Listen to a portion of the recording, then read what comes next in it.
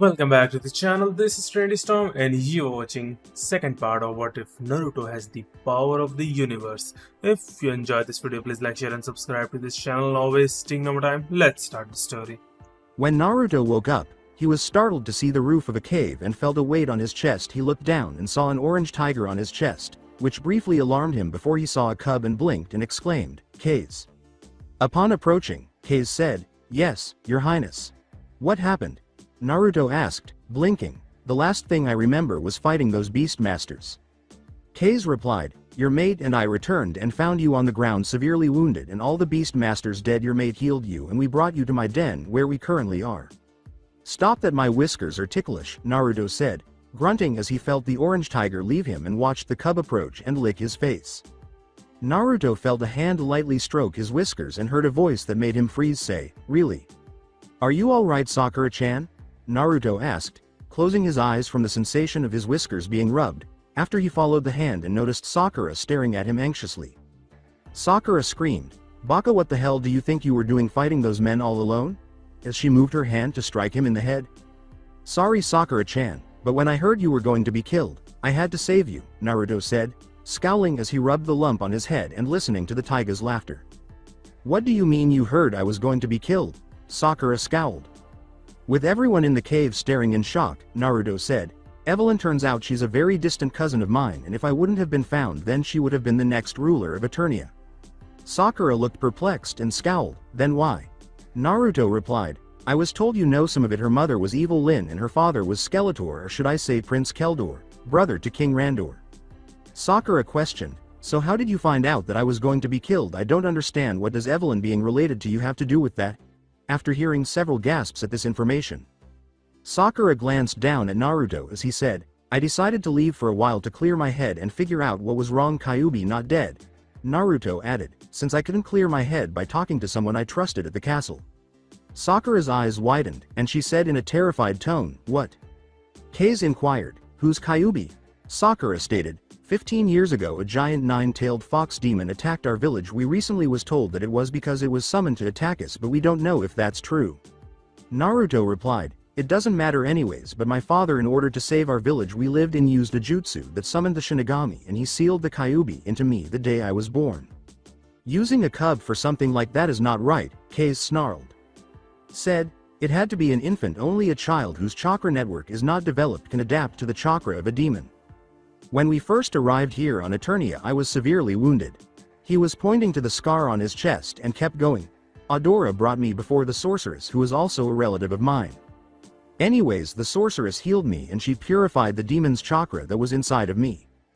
We thought that killed the Kyuubi since the seal that held him is now gone, but I've been feeling weird ever since then and thought it was just being here until the day you and I met Kaz.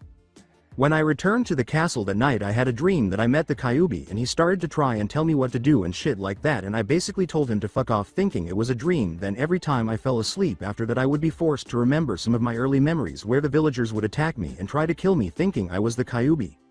"Is that why you haven't been in your room lately?" Sakura scowled. Naruto stated, "Mostly I kept denying that Kyuubi was inside of me until I decided to leave the castle. I looked at my reflection in the water and noticed my eyes were red like the eyes of the Kyuubi. I then thought I wanted to talk to him and he actually responded and we discussed some things. Nothing was agreed except we both were more pissed at each other for not budging on our beliefs. I then followed a gut feeling and came to this castle that had a huge snake carved around it." Kaz replied, "Snake Mountain, home to Skeletor and his men." Naruto said, "Yeah, I then talked to someone who had been following me since I left the castle. Captain Iku, real name is Obito Uchiha, a student of my father's. We talked a little bit and he confronted me about the Kyuubi since he used his Sharingan on me to try and help with my nightmares. We got talking about Evelyn and he began to tell me my family history going all the way back to before the first king of Eternia, the creation of Castle Grayskull, and then I learned the truth about how my grandmother Tila came to be and how Keldor became Skeletor. Sorceress arrived and confirmed what was being said along with some other things, at which point a snake on the ground turned into Evelyn, who told how she'd been betrayed. She told me how she wanted to reclaim her father's honor and claim what is rightfully hers, and she tried to be all nice about it by first turning in her own mother and watched as my mother executed her. She then told how she gave the cosmic key her mother had stolen that allowed my mother to go to the world where my father was and look for him, and how she agreed to be locked up to show she wasn't evil like her parents on the condition she be allowed to marry my father to gain her rightful place to the throne. My mother and father fell in love, but Evelyn said she seduced my father. Then after Kyuubi attacked and everyone thought I had died, she was set free and began to prove herself by working in the guards. Then when I showed up, she instantly knew who I was and realized she was being thrown away. I don't know if it's true or not, but she then said she tried to seduce me to produce an heir, but you kept getting in the way, and so she decided to take what is hers. She set those Beastmaster free after seeing me use Cage Bunshin so much, learned it and had a Cage Bunshin with them. While she confronted me, she gave me a choice. You or Eternia, give her an heir or lose you. As he looked down, Sakura covered her mouth and said, "So you," as Kase glanced down. Naruto choked on his words. Kyuubi gave me a third option. I didn't know where you were, but Evelyn said you would be too tired from your training she had you do to fight back. Kyuubi said he could find you since I somehow gave you a scent marker, he called it. Kase replied, "Yes, it's the marker of a mate, but don't you know that you gave her one? It's very strong. In fact, it seems like it's been there for years." Both Naruto and Sakura appeared perplexed. Not that I know of. But it's not important. What is important is that Kyuubi told me if I would agree to let him take control of my body that he could get me to you and stop Evelyn. I agreed, and I watched as Kyuubi stabbed my hand through Evelyn's side, and then we took off at speeds I never even knew I could do, and he lead me there to where you were, and Kase had you over his body. I then got control back and told Kyuubi that this was my fight. I told Kase to take you to safety, and I began to fight them. I then used a gift I was given by the sorceress to get stronger and fought them. With wide eyes, Kase uttered, "So you used that then?" Sakura questioned, "What?" As Naruto nodded. "A gift?" Naruto asked. "Can we talk about it later?" After nodding and biting her lip, Sakura turned to face Kase, and Naruto said, "Thank you for protecting her for me." Kase replied, "We are brothers now, your highness. You helped me save my mate and cub from those Beastmaster. I told her majesty that we have bleed together to save my family. You nearly died to save them for me. In your own words, I will protect what is precious to you even at the cost of my own life. That was an oath that you nearly gave your life for. I made the same oath to you. Have you a need for me? I am at your call." Sakura was wondering, what will happen now though Naruto is Evelyn dead? As he slowly got to his feet, wincing, Naruto remarked, "I don't know, and I don't want to think about it right now. I need time to get my head straight." Sakura scowled as she stood up, and Naruto remarked, "Thank you, Kase, you have my bond, and I accept yours. Call me if you need assistance, and I'll help you raise your cub properly. He shouldn't have to live without his parents. I am aware of the loneliness that results." As he began to walk away, he winced as Kase bit Naruto's hand, and Naruto turned to face Kase in disbelief. "Goodbye, brother. I've put a scent marker on you," Kase said. "No matter where you are, I can locate you." Naruto's hand wound gradually healed, and he expressed gratitude. "I would give you one, but I'm still learning how to give and follow them." "Superb," Kase remarked. "Brother, have a safe trip." Sakura trailed behind Naruto as he departed, saying, "Live long, brother." After an hour of walking, Sakura inquired, "Where are we going?" "The opposite direction is the castle." After a few minutes of silence, Naruto declared, "I'm not going back to the castle, Sakura." "Then where are we going then?" Sakura scowled. Before starting to write on it, Naruto paused and unlocked a scroll and ink. When he was done, he sealed the scroll and turned before giving it to Sakura and saying, "Sakura, we're not going anywhere. You're returning to Castle Eternia and presenting Adora with this scroll. You're returning to Konoha after that." "But we can't," Sakura scowled. "Naruto, we're expected to continue our studies for an additional year and a half." "Don't you get it, Sakura?" said Naruto, shaking his head. "Everything has been set up. Everything has been a setup all along. It's all been a game, and you're just a piece of a puzzle that helps them manipulate me into being their ideal tool." Sakura inquired, "What do you mean? I don't understand what you mean. How was it the very first mission outside of the village that we had?" Naruto asked, massaging his temples and sitting on a boulder. "My long-lost family showed up," he said. "I can't understand why the one person I would die for came to Eternia. How did it happen? How come I always discover a secret within a secret when I learn something new about my family?" The sorceress can obtain evidence that the Kyuubi attack was caused by Uchiha, but she is unable to determine the exact outcome. "Sakura, they were all aware of me the entire time. They kept me out of the way so they could use Evelyn, promising her what she most wanted, and then discarding her like garbage. They only told you enough about Evelyn's mother to make you not trust her with me. I was willing to sacrifice everything for you, including my body, my title, and my kingdom. You were both my greatest strength and my greatest weakness. Sakura, I would sacrifice my life to make you happy or fight an army to save you." The sorceress weakened Kyuubi without killing him, which allowed him to make me uneasy around Evelyn and make me distrust her Sakura. It was all a setup. If you're right, what are you going to do? Sakura asked, casting a downward glance. After a few minutes, Naruto looked down and declared, I'm giving Evelyn what is rightfully hers. Sakura, this isn't my home or my world. I'm not sure what I'll do after that. I might go back to Konoha or perhaps visit another planet. I'm not sure. I refuse to be manipulated like a puppet. Biting her lip, Sakura uttered, so this is goodbye then. Naruto glanced at her and said, I care for you Sakura more than you will ever know, but you deserve better than me, better than Sasuke, but if he makes you happy I give you my blessing. That day why didn't you kiss me? Inquired Sakura. I could try and act cool and say that I didn't kiss you because I wanted it to be me and not Sasuke that were kissing. But the truth is I drank some bad milk. I thought a single kiss would show you how much I care for you, but I see now it wouldn't, Naruto said. Laughing a little, you already hate me, and you would have hated me even more. As Sakura put it, I don't hate you, Naruto. Even if that's true, Sakura, I won't let you sacrifice your life to be someone else's puppet so they can control me, Naruto said. Biting his lip, you're worthy of better. Why are you doing this, Naruto? Sakura asked, casting a downward glance. Why are you actually going to leave? Gazing up at the sky, Naruto remarked, I dreamed of being admired by Sakura and not viewed as a monster, but as someone that everyone aspired to be like and loved. They put me in a situation where I would have to kill in order to defend what I valued most, which is why I wanted to be Hokage so much. They turned you and me into murderers. I killed 2 men in Wave who attempted to kidnap Tsunami and killed Inari, but they agreed to do it because they were paid to do so. But so did those Beast Master, Naruto. Sakura remarked. They agreed to do it in exchange for payment and release from prison. As he turned his head away, Naruto remarked, but they wouldn't have been paid to do it if they didn't use us. You're not a monster, Naruto, Sakura said as she approached and gave him a firm embrace. You are my hero, my hero. You don't know how much that means to me, Sakura. Please live a long and happy life. Naruto broke down in tears as he attempted to back away. Keeping him close, Sakura muttered, if this is goodbye, Naruto, stay with me tonight please. Why? Naruto asked in a cracked voice as he froze. After a few moments of biting her lip, Sakura finally said, so we both won't have any regrets of what might have been. She then took a small step back to gaze at Naruto's face. After swallowing and glancing into her green eyes, Naruto questioned, are you sure? How about Sasuke? Tonight there is only you and me, Naruto-kun, Sakura said as she leaned forward and gave him a very gentle lip kiss. Sakura blinked when she woke up, thinking, what the hell? As she looked around and realized she was in her room, then wondered, how the hell did I get here?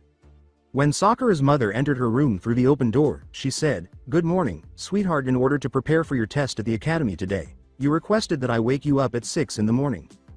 Blinking, Sakura questioned, huh, what test, mom? Sakura's mother, Suki, stated, the Genin exam. Is that a hickey on your neck? Sakura? Why are you sleeping naked? It's the one you've been getting ready for since you were 7. You are aware of how chilly the mornings can be. Are you attempting to prevent a cold from killing you? But if this is real then, Sakura thought as she put her hand to her neck and looked at her dresser mirror. She grabbed her head as memories of her conversation with the sorceress returned to her, and her eyes widened. So we came back in time, but how and why now? Sakura noticed her mother staring at her with concern, and she said, oh, this? The owner of the clothing store I visited yesterday was cleaning the front curtain when I entered, and she dropped the vacuum hose, hitting my neck in the process. However, I'm shocked that it made that impression. According to Suki, I see. Are you okay, dear? Yeah, mom. Well, I need to get ready, mom, Sakura said. Oh, I see, Suki said. The breakfast will be ready soon. What happened to your hair, Sakura? My hair, Sakura said, reaching back. Oh yeah, I guess my dress covered it up, but I'm surprised you didn't notice it last night. Mom, I believed I should look the part since I made the decision to take being a ninja seriously when we spar at the academy. I also got sick of people grabbing my hair to stop me. Well, whoever cut it did a good job, but I wish you would have asked me first, Suki said, shaking her head. Sakura replied, but after today, mom, I'm going to be considered an adult. I guess you're right, Suki said. Biting her lip, she said, well, I had better return to breakfast. When Sakura remembered what Naruto had said about her parents, she got up, grabbed some clothes, and stopped. Naruto, I need to see you and talk about what has happened and about last night. Sakura blushed when she saw the hickey and several bite marks on her breast. Naruto blinked and scowled when he realized he was in his apartment. He then got up and went outside, where he saw Rin and Obito in his kitchen. Rin said, get your ass in the shower and get dressed. I'd rather not see you nude. She turned away and said, your clothes are on the sink. After taking a shower and putting on his orange jumpsuit, which was on the sink, Naruto scowled as he entered the bathroom and asked, "What's going on? Why did you give me these clothes rather than my new ones, and how did we return to Konoha?" "The clothes are a surprise for later today, but it's time you found out what has actually been happening while you were in Eternia." Obito sighed. "During the third week of your training at the castle, Adora's husband Bo sent us an urgent message. Bo was dead and Konoha had been destroyed by the time my squad arrived from Eternia to Konoha." Not believing them, Naruto scowled and remarked, "Doesn't look destroyed to me." "Please, Naruto, let us explain," Rin said. Obito remarked, "After your 2 years of training, we had originally planned to take you back to the day of your Genin exam before you learned about Kyuubi using the cosmic key," while Naruto scowled and nodded. "We spent a lot of time and effort on your physical training because we wanted to improve your quality of life here and help you learn more about Eternia. I understand that you're unhappy about what happened with Evelyn, and you would have the right to be if everything had gone as she had imagined, but the truth is that Evelyn was going to succeed Adora as Queen of Etheria so she could rule it while you ruled Eternia because it was very difficult for Adora to rule both and impossible for you or Evelyn to do so. That was our intention, but she tends to think the worst of people and lets her sense of being rejected for you influence her decisions because we still had things to train Evelyn on and she wasn't ready to take the throne. Adora asked you and Sakura to keep your origins a secret from everyone." After scowling, Naruto questioned, "Then why didn't you tell her or tell me the truth?" "We were going to tell you both, but we had to deal with whoever killed Bo and destroyed Konoha first," Obito sighed. "We chose to wait until this mess was resolved because we were worried that if she did not accept Adora's decision, there would be a civil war, and if we had to fight both a civil war and a war with whoever attacked here, it could destroy Eternia. Particularly since only 6 of us traveled back in time, and only the 9 of us are aware of any differences. Adora, the sorceress, Rin, Sakura, you, and 3 other people. Adora is currently getting Eternia ready, and we are getting ready here for what's coming." With a frown, Naruto asked, "What happened to Evelyn and what's going to happen to her?" "This time, Evelyn will be told the truth about who you are and what we have in store for her," Obito stated. "We won't punish her because she hasn't broken any laws or committed any crimes in this time frame, and I healed her from your attack, so she didn't die if that worries you." "Those men I killed, are they still dead or?" Naruto said, turning away. "No," Rin said, "that hasn't happened now either." "So am I being used?" Naruto said, biting his lip. I felt deceived and hurt by everything that transpired." Rin gave him a hug and reassured him, saying, "Don't worry, you're not being used since you were already so perplexed by everything else that was happening. We didn't want to add to your confusion, so we didn't tell you about returning, yet we never intended for you to experience hurt or betrayal." "Does Sakura know about this yet?" inquired Naruto. Obito remarked, "The sorceress claimed to have told Sakura about it, but she had hidden her memory of it until our return so that she could adapt like you. Now she ought to recall everything." "What if I don't want to be king?" inquired Naruto. "What if I decide to remain here?" "You won't be prepared to be king overnight," Obito remarked. "About 10 or 15 years, I say, since most people start to settle down and start a family by then, if not sooner. That will give you time here to do whatever you feel is necessary, although it's not really a choice. Naruto, you can return to Eternia and be stronger and wiser than you are now. Understanding both this world's and Eternia's ways, you were destined to rule." Sakura informed Rin that there were several clan heirs in your class at the academy. "Even though I bet some of them don't want it, they each have to be the next clan head of their clans," Obito said, and Naruto nodded. "Who you were born to matters sometimes." With a frown, Naruto questioned, "What's going to happen now?" When Rin reached the door and held up her hand, Sakura was standing there getting ready to knock, so she said, "Come on in, Sakura." When Sakura entered, she inquired, "What's going on?" "On the day of your Genin test, you, Naruto, Rin, Sorceress, Adora, and 3 other people have returned to get ready for an attack on your village that initially destroyed it and killed Adora's husband," Obito stated. "No one else can recall you. Evelyn has no reason to hate anyone, has never attacked you, and has no recollection of ever meeting you or Naruto. You have all of that." "Yeah, but I thought we had to wait 2 years. Sakura scowled. She blushed and said, "Why did we come back when we did?" "Yeah, how did we get back?" asked Naruto. "My last memory is of fainting from exhaustion." "The sorceress claimed to have discovered you both asleep," Rin said. "Why?" with a perplexed expression. "Nothing," said Naruto, "simply exhausted from battling those beast masters and Sakura's escape." "Well, it doesn't matter," Obito said. "You questioned why we went ahead sooner rather than waiting the full 2 years as we had originally intended. Bo's body was discovered, but his cosmic key was taken. We believe Bo's smashed it to prevent its use because we found a piece of it on his body, but since the rest was taken, There was a possibility that whoever attacked and destroyed Konoha could attack Eternia. You now inquired as to what would occur, correct? I expect you to pass this test, Naruto, and Sakura, and you are going to go to Goto class to take it. Don't go after that Mizuki guy sorceress told me about and try to be a hero or anything like that before we come get you. Rin and I are going to go see the council and the Hokage and deal with some political nonsense until tomorrow. Sakura, you must pretend that you don't know us, simply act naive and comply with everything, Naruto. Naruto replied, but I am clueless, you haven't told me what's going on. That's perfect, Rin said, be that way we must leave, as breakfast is prepared for you and Sakura. Sakura, please assist me immediately, she said as she entered the restroom. Sakura appeared perplexed and was followed. Rin doused her with perfume as she entered the bathroom, and Sakura questioned, what are you doing? Rin said, this is what you should use the next time you have sex with Naruto, unless you want people like me or my clan to find out. It's a rose-based perfume that lasts for 24 hours and blocks out all other scents. With wide eyes and a flush, Sakura exclaimed, oh. Listen now, Rin said, I'm not sure why you two ended up together, but I'll kill you if you hurt him. I won't, but I'm at a loss for what to do right now, Sakura said. Naruto didn't want me to be used, so he was leaving because he felt betrayed and hurt by everyone. I once asked him to accompany me, and...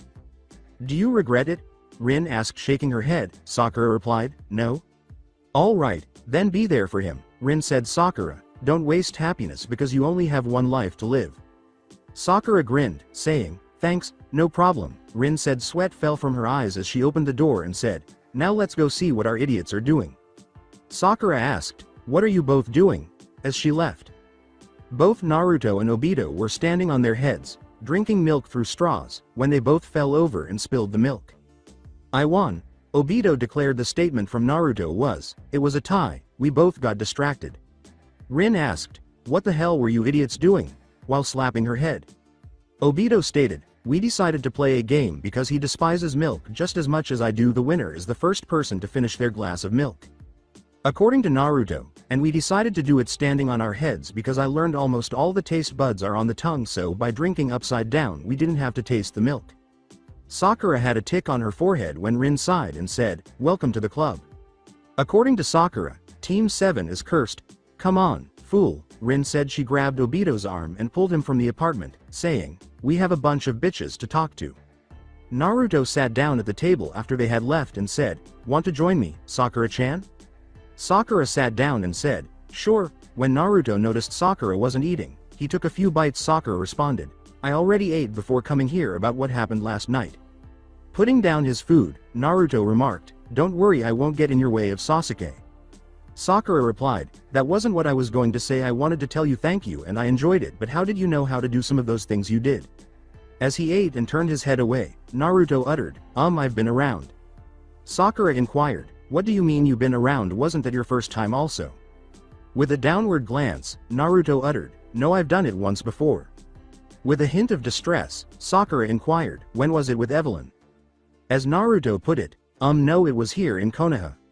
Sakura asked, scowling, who was she? Naruto replied, I don't know. Lady broke into my apartment one night really drunk and said she wanted to screw a demon. It was dark and I couldn't see too much about her, but she sort of showed me what to do, and every time I did something wrong she cut me with a kunai, so I learned real quick what makes a woman squeal or scream. Sakura said, so, with wide eyes. Naruto replied, yeah, so that was how I first had sex. At least I learned enough to make your first good, I hope. Sakura said, yeah, but, with a smile. Naruto scowled and uttered the words, but what? Sakura made Naruto look at her when she said, Skeletor. What does he have to do with this? Sakura inquired Naruto. Sakura pursed her lips and said, when Sorceress told me about us coming back and about the Kyuubi being in you, she told me some other things as well, something she kept from everyone, including Adore, your gift, Naruto. The sword of power that you have, you use it to transform into He-Man, right? With a frown, Naruto remarked, yeah, how did you know though, Sakura? Sakura clenched her teeth and said, there are things I don't understand yet, so I can't tell you everything she told me until I do, but she did tell me that a spell was cast before Tila, Adam and Skeletor died that day. She was quickly thinking, I can't tell him the entire truth or it could ruin any chance we have or not have. I got it. Sakura took a breath and said, Skeletor cast a spell to make it where he would someday be reincarnated to have his revenge. He-Man is only needed to combat an evil that could destroy Eternia and take the secrets of Castle Grayskull. Since the sword of power chose to be He-Man, then that means evil is coming. I think whoever destroyed Konoha was the reincarnation of Skeletor. With a frown, Naruto remarked, I don't know, maybe, but if it's true then we need to get stronger. Sakura replied, yeah, I would agree. Naruto inquired, so what are we, Sakura-chan? Sakura questioned, do you regret last night? While biting her lip. As Naruto put it, no, do you? Sakura replied, no, but what kind of relationship does that make us? Are we in love with each other or friends with benefits or something else? Naruto clenched his teeth and said, I think our lives are about to change. I think people are going to find out about me and try to use me like Evelyn did. According to Sakura, most likely, Naruto replied, that means they will most likely try and use you to get to me again also. Sakura lowered her gaze and mutely replied, yeah. Sakura, I have an idea, but it might be risky. I think I know a way to keep people from using you to get to me, but at the same time make it where we could be together without everyone knowing where we are together, right? Naruto said, rubbing his temples before pausing for a moment to look at Sakura. Sakura puckered up and said, I don't know, until recently I thought I was in love with Sasuke, but then I started to have feelings for you, and now that we're back Naruto replied, I understand, I'm confused as well as you. I honestly was expecting to leave and never see you again, but last night, said Sakura. Sakura said, what is your plan, Naruto? Maybe it could help us figure out what we are. Naruto nodded. Naruto stated, before my grandparent were married, Tila was Adam's personal guard. My mother was also my dad's personal guard. So you want me to be your personal guard? Sakura asked. I don't know, Naruto replied, it's just an idea. Sakura responded, how about we deal with one thing at a time? How about we decide to just be friends right now while we both decide our feelings for each other and get stronger to stop Skeletor if he is the one who attacked Konoha in the future? Naruto responded, but what if you decide you have feelings for Sasuke or Hinata asks me out or someone else? You know about Hinata liking you, Sakura remarked. To which Naruto replied, yeah, I figured it out. Sakura scowled and pondered silently for a few minutes before saying, Evelyn gave me some advice once when she first asked you out. She asked me what harm would come from going out on friendly dates if you wanted to go out with her, and if things evolved from there then. Because we would be there for 2 years. Sakura, do you love me? Naruto asked, casting a downward glance. Sakura turned her head away and uttered, I don't know.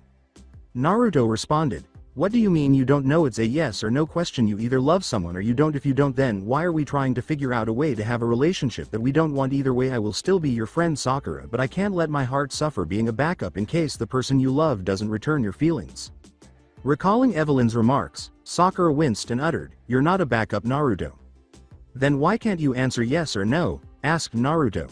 As she started to cry, Sakura said, I can't, I'm so confused, Naruto. Everything the last year has been confusing. I don't know who I love and who I don't anymore, Naruto. She had been searching for an answer for several minutes. Getting up, Naruto gave her a hug and said, shush, it's okay. After wiping her eyes and sniffing, Sakura uttered the words, really? Naruto replied, yeah, I will treasure last night always, Sakura, and I want you to know the feelings I have for you are real. Since you don't know what your feelings for me are, then I will back off and give you time to figure it out. I will always be your friend, Sakura, and if you decide you love Sasuke or someone else, then I wish you happiness. Sakura inquired, why does it sound like you're breaking up with me? Naruto stated, it can't be a breakup if there's nothing there besides a night of passion. Neither of us regret that night, but if our feelings for each other are not there after that, then what are we? Friends with benefits. I won't cheapen my feeling for you like that, and you deserve better than that as well. If you decide you love me and my feelings have not changed for you, then I will take you forever, but if you want to pursue Sasuke or someone else, I won't get in your way, and if someone wants to spend time chasing after me, I won't deny them either, since my feelings for you may change like your feelings for me or Sasuke. Sakura's heart broke, and she said, I need to go. She got up and fled, leaving the door open. Suki, who was in the kitchen, heard Sakura run back to her house and up to her room. Where she was crying, Suki went up to Sakura's room and asked, what's wrong, dear? Sakura sprang to her feet, embraced her mother, and exclaimed, Mom, I'm my eye. While rubbing Sakura's back, Suki said, shush, it's okay, dear, calm down and tell me what's wrong. Mom, I'm so confused, I don't know what to do anymore, Sakura said after calming down. Suki replied, it's okay, dear, tell me what's wrong and maybe I can help you. Sakura sighed and said, I've spent years chasing Sasuke and gave up my friendship with Ino for him, and he's never even said a nice thing to me, and yet I can't help but feel I love him. But when Suki heard Sakura crying over Sasuke once more, she frowned and said, but Sakura stated, but lately I've started to have feelings for someone else, someone who's always given my kind words, smiles, treated me with respect and like a princess. I was training and got attacked by some men. He came and saved me mom and nearly died from his wounds, but he was worried about me the entire time, wanting to see me happy. Suki, with her mouth shut, inquired, when was this, dear? Sakura replied, a couple of days ago. I didn't tell anyone about it since I didn't want to get him in trouble because to save me he had to kill them. Sakura scowled as she looked down and remarked, after he was healed I wanted to show him my thanks and I was with him mom. Suki's wide eyes softened before she said, so there was no vacuum. Sakura replied, no, he asked me today if I loved him and I told him I didn't know mom because I still feel something for Sasuke. How could I not know, because it was a yes or no question and I couldn't answer. He told me he understood and that he would give me time to figure out my emotions, but he wasn't going to weaken his feelings for me by being friends with benefits or anything like that. He told me that he would let me make up my mind between him or Sasuke or someone else if I decided to be with someone else, and he wouldn't pressure me. But Suki continued, but he wasn't going to be a backup either. Shocked, Sakura inquired, how did you know mom? Suki replied, you've grown a lot recently, Sakura.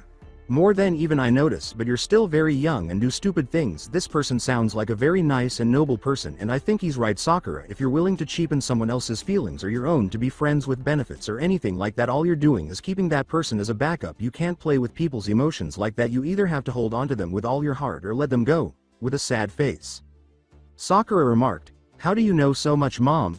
After noticing this, Suki replied, I once made a similar mistake, Sakura. I think every woman has at one point in time, but that is all I can tell you. You will have to make your own choice and live with it. But were you safe, Sakura? I mean. Sakura, flushed, said, I can't tell her about my squad. All the girls in my we got a shot that makes us unable to get pregnant for 6 months, and that was 3 months ago. As she glanced at the clock, Suki remarked, good, you might be regarded as an adult, but you're still too young to be a mother. That is if you're not late for class. Sakura ran out of the room after glancing at the clock and exclaiming, shit, I go 10 minutes to get to the academy. As she walked away, Suki looked down and said, be careful, daughter. There you are, Sakura, you almost missed the test. Please take a seat, Iruka said as Sakura dashed into the academy and noticed Ino seated next to Sasuke. Iruka said, Roi Mesu Shikamaru Nara Sasuke Uchiha Naruto Uzumaki. As he searched for Naruto and said, Naruto Uzumaki. Sakura nods and asks, where is he? Sorry, I'm late. A black cat crossed my path, so I had to backtrack and wound up getting lost on the road of life, Naruto said, startling everyone as he appeared amid a whirl of leaves. As everyone else started to perspire, Sakura slammed her head against her desk and muttered, idiot. Iruka then glared at Naruto and said, take a seat.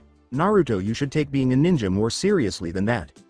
Naruto replied, but I know a Junin who is worse than that. At least I don't read Icha Paradise. As he continued his speech about what it takes to be a ninja before beginning the ninja test, Iruka shook his head and said, Ino Yamanaka, now that everyone is here, I would like to first start off wishing. The Sandame told his secretary in the Hokage office, all right, send in the 2 who wished to see me. He asked, who are you and how may I help you?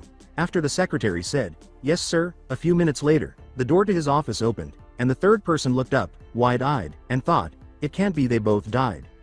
After surveying the area, Obito remarked, damn, I was sure this place would have changed since Minato-sensei died. Rin replied, tell me about it. Hello Hokage-sama, in case you can't tell who we are, I am Rin Inuzuka Uchiha and this is my husband Obito Uchiha. The third scowled and remarked, that's not possible. Rin Inuzuka died the night of the Kyuubi attack, and Obito Uchiha died almost 18 years ago, after Obito flashed his Sharingan eye. Rin replied, perhaps I can explain, sir. You see, the day we were attacked by Iwa Nins and we thought Obito was dead, I was emotionally distracted by being captured and nearly raped before Obito came to save me, and then Kakashi had to save him losing his eye. I was also drugged, and when Obito pushed Kakashi and I away and was buried under the boulders, I assumed when he passed out he was dead. Minato-sensei sealed his body when he arrived, taking my word on his death, but when the Uchiha clan refused to let him be buried in the Uchiha cemetery for giving Kakashi his eye, Minato-sensei and Kushina went to prepare his body and discovered he still was barely alive. They then resealed his body and took him to Eternia to the greatest medic there, and she was able to save his life, but he had to take several years of rehabilitation before he was able to return to active duty. According to Obito, Minato-sensei was going to inform Kakashi, but from what he told us, the only way the Uchiha clan kept from having Kakashi killed for stealing the Uchiha bloodline was by using my death and final request to save him. Can you prove that you are Obito Uchiha? Asked the third, with a frown. Obito stated, Any blood test against my records will show a match as well as my usable Sharingan eye. Why have you not returned before now then? The Sandaime asked. Obito replied, Sir, you may or may not remember, but I was considered a failure to my clan, a dead last who couldn't activate my Sharingan when I was at Eternia, and Rin here was making the trip there to help with my rehab. We fell in love with the place and Minato-sensei allowed us to live there as unofficial ambassadors. If you will, we were taught about Eternia and they learned about the elemental nations from us. With a frown, the Sandaime remarked, I have never heard of this Eternia.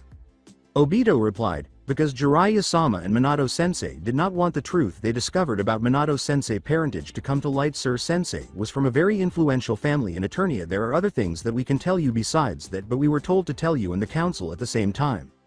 What about you, Rin? How are you alive? Asked the Sandaimes. Rin replied, Sir, I wasn't in Konoha the day the Kyuubi attack. I came back 2 days later though and heard Sensei was dead, but why I was not in Konoha, where I was and why I haven't returned is something I would only tell the council because there are things that will affect my former clan involved. Why exactly are you needing to see the council? The Sandaime asked, scowling. According to Obito, because the Queen of Eternia is on her way to Konoha as we speak, sir, and she does not want to answer thousands of simple questions about herself and her kingdom. She has authorized us to give a brief history lesson on not only Eternia but also what remains of Minato-sensei family there in Eternia and why they are so influential. When will she arrive? The Sandaime inquired. Obito replied, sometime today, most likely this afternoon, since her time is very valuable, as I am sure you could understand. The Sandaime activated a seal beneath his desk and said, very well, Anbu. 4 Anbu showed up and the Sandaime instructed, please contact the entire council and tell them to meet in 1 hour, and also please contact Hitaki Kakashi and have him come as well at that time, and do not be late. Go. Now while they are gone, I must ask, what are your plans for the future? The Sandaime said after the 4 Anbu departed.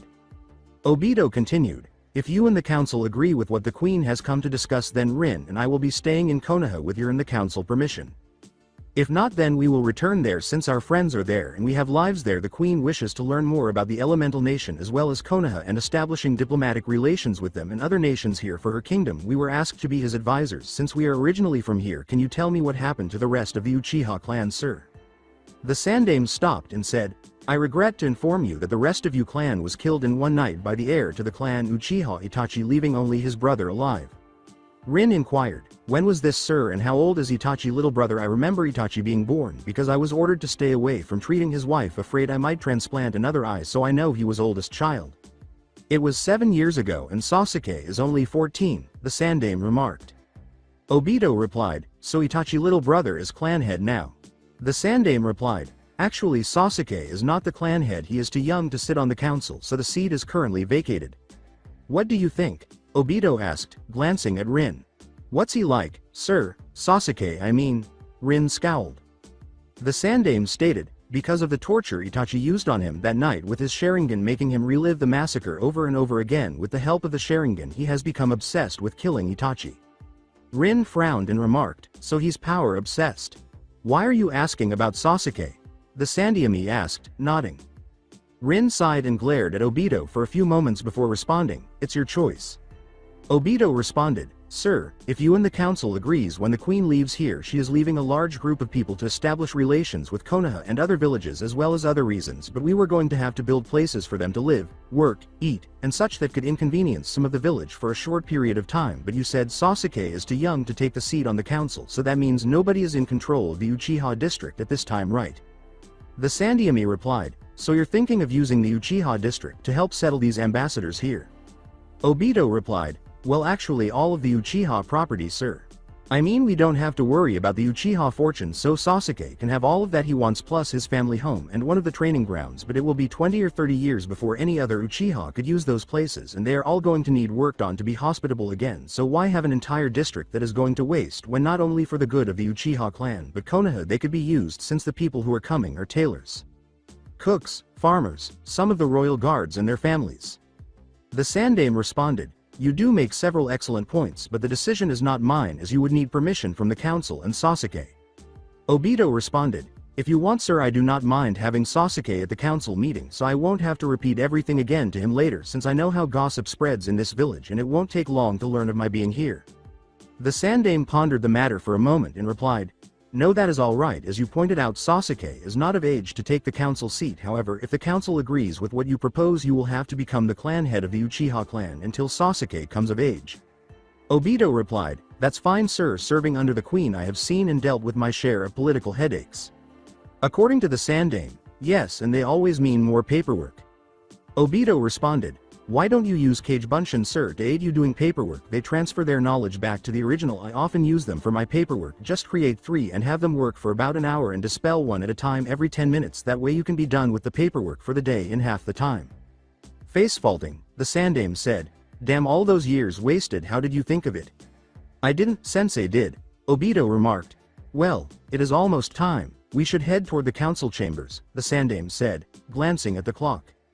Obito and Rin both bowed and followed the Sandame, but an Anbu team was also pursuing them. "Please have a seat in the center of the room," the Sandame said as they entered the council chambers. When Rin and Obito both did, there was a gasp from the side of the room. Rin turned to face the gasp and remarked, "Sume, is that you, sis?" Sume replied, "What the hell's going on here? My sister died during the Kyuubi attack." The Sandame responded, "That is one of the reasons I called this meeting. Perhaps you both should introduce yourself and then explain how you both alive when everyone thought you were dead, and then we can go from there." According to Obito, "My name is Obito Uchiha." As a result, there were multiple gasps, and someone tried to grab Obito. Obito grabbed the person's wrist, reversed it, and used his Sharingan to say, "Hello Kakashi Teme, sorry I'm late, got lost on the road of life." Startled, Kakashi inquired, "How?" Rin replied, "If you and my idiot husband will calm down, we can tell everyone how we are both alive, Kakashi-kun." The Sandame said, "Now I do not want any other outburst like that, or I will deal with those responsible myself. Kakashi, take a seat." Kakashi frowns behind his mask but nods. Kakashi nods and takes the seat he was in before, and Obito said, "Now where was I?"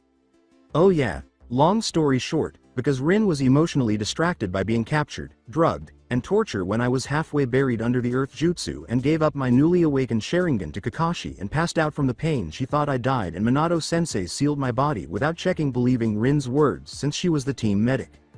My clan felt I dishonored them by giving Kakashi my eye and refused to let me be buried in the Uchiha clan cemetery.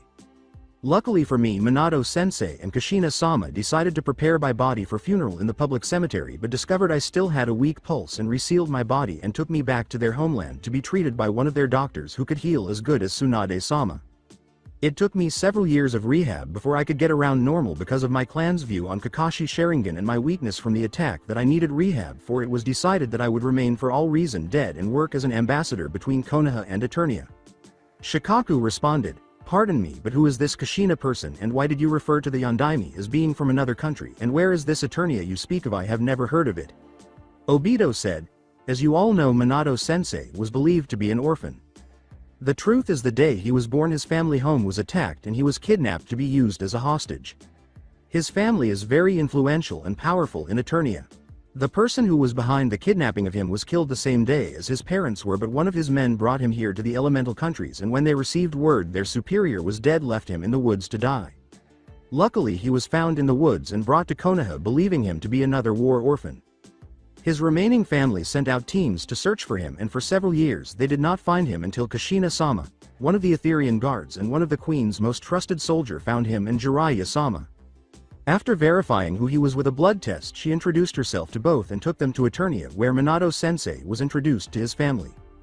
After a short time he returned back here because of the war, but he was assigned a personal bodyguard who was Kushina-sama and Jiraiya-sama, and Minato-sensei made a story for her saying she was from the recently destroyed Whirlpool country so she could be accepted her in Konoha, and to keep the secret of his family in Eternia until the war was over, and was planning to reveal the truth about Eternia 2 weeks after the Kyuubi attack because of a personal event that was to happen the week before.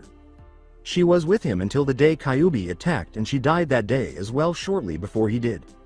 The Sandame scowled and questioned, "What was Minato's exact political status, if I may ask?" after hearing murmurs. Obito replied, "I am sorry Sandame-sama, but the queen is the only one who can tell you, since it relates to how politics are in Eternia. They are different than here, so without her explaining to you how it is, I am not able to tell you, but as I told you earlier, she will be here later today." "Very well, what about you, Rin? Obito here has explained to us why he was believed to be dead now. How about you?" The Sandame scowled.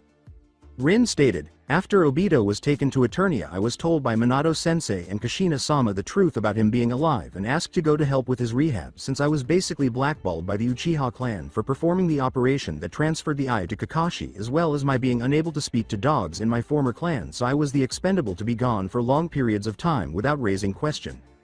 While there I also got to learn some of their medical skills since they have skills Konoha doesn't and Konoha has some they don't. I would usually go on my days off from missions there to help in. Danzo responded, "Excuse me for asking, but you and Obito here speak like you can be to this Eternia in a short amount of time, but how can that be if we have never heard of it?" Rin said, "Eternia has a unique way of travel that only those of higher ranking in the royal guard or the royal family has knowledge of. It is a closely guarded secret, but since Kushina-sama and Minato-sensei were both high-ranking members there, they both had access to this unique travel which they used, which allowed me to travel there in less than a few minutes. As the shinobi there considered what a travel ability like that could accomplish, murmurs erupted. "So you're saying they could put an army anywhere they wanted with their way of transport?" asked Danzo, who was not paying attention to the whispers. Rin replied, "Yes and no, their transport could get them within a few feet of their target or within 10 miles of their target. It's not an exactly refined. I've left here and ended up in the middle of nowhere in Eternia when I traveled there, and when I returned I wound up once walking out in the hot springs and another time I was near the border of rice country. It's getting better as this time Obito and I wound up on top of the Hokage monument when we were trying to arrive near the front gate. A tunnel appeared, Adora and Bo left, and Obito and Rin both bowed and said, 'Your Majesty, we were not expecting you till later.' Before anyone could respond, music began to play, and Obito said, 'Well, looks like they got closer than I thought they would. They were supposed to arrive at the front gates.' Then, a lightning strike was seen on the room's edge, and everyone realized who the woman was. Adora replied, 'Rise, who is the leader of this village?' According to the Sandame, 'I am the Sandame Hokage of Konoha.' Adora replied, 'Ah, you're the previous leader Minato told me about.' 'I hope it was all good news he told you?' the Sandame inquired.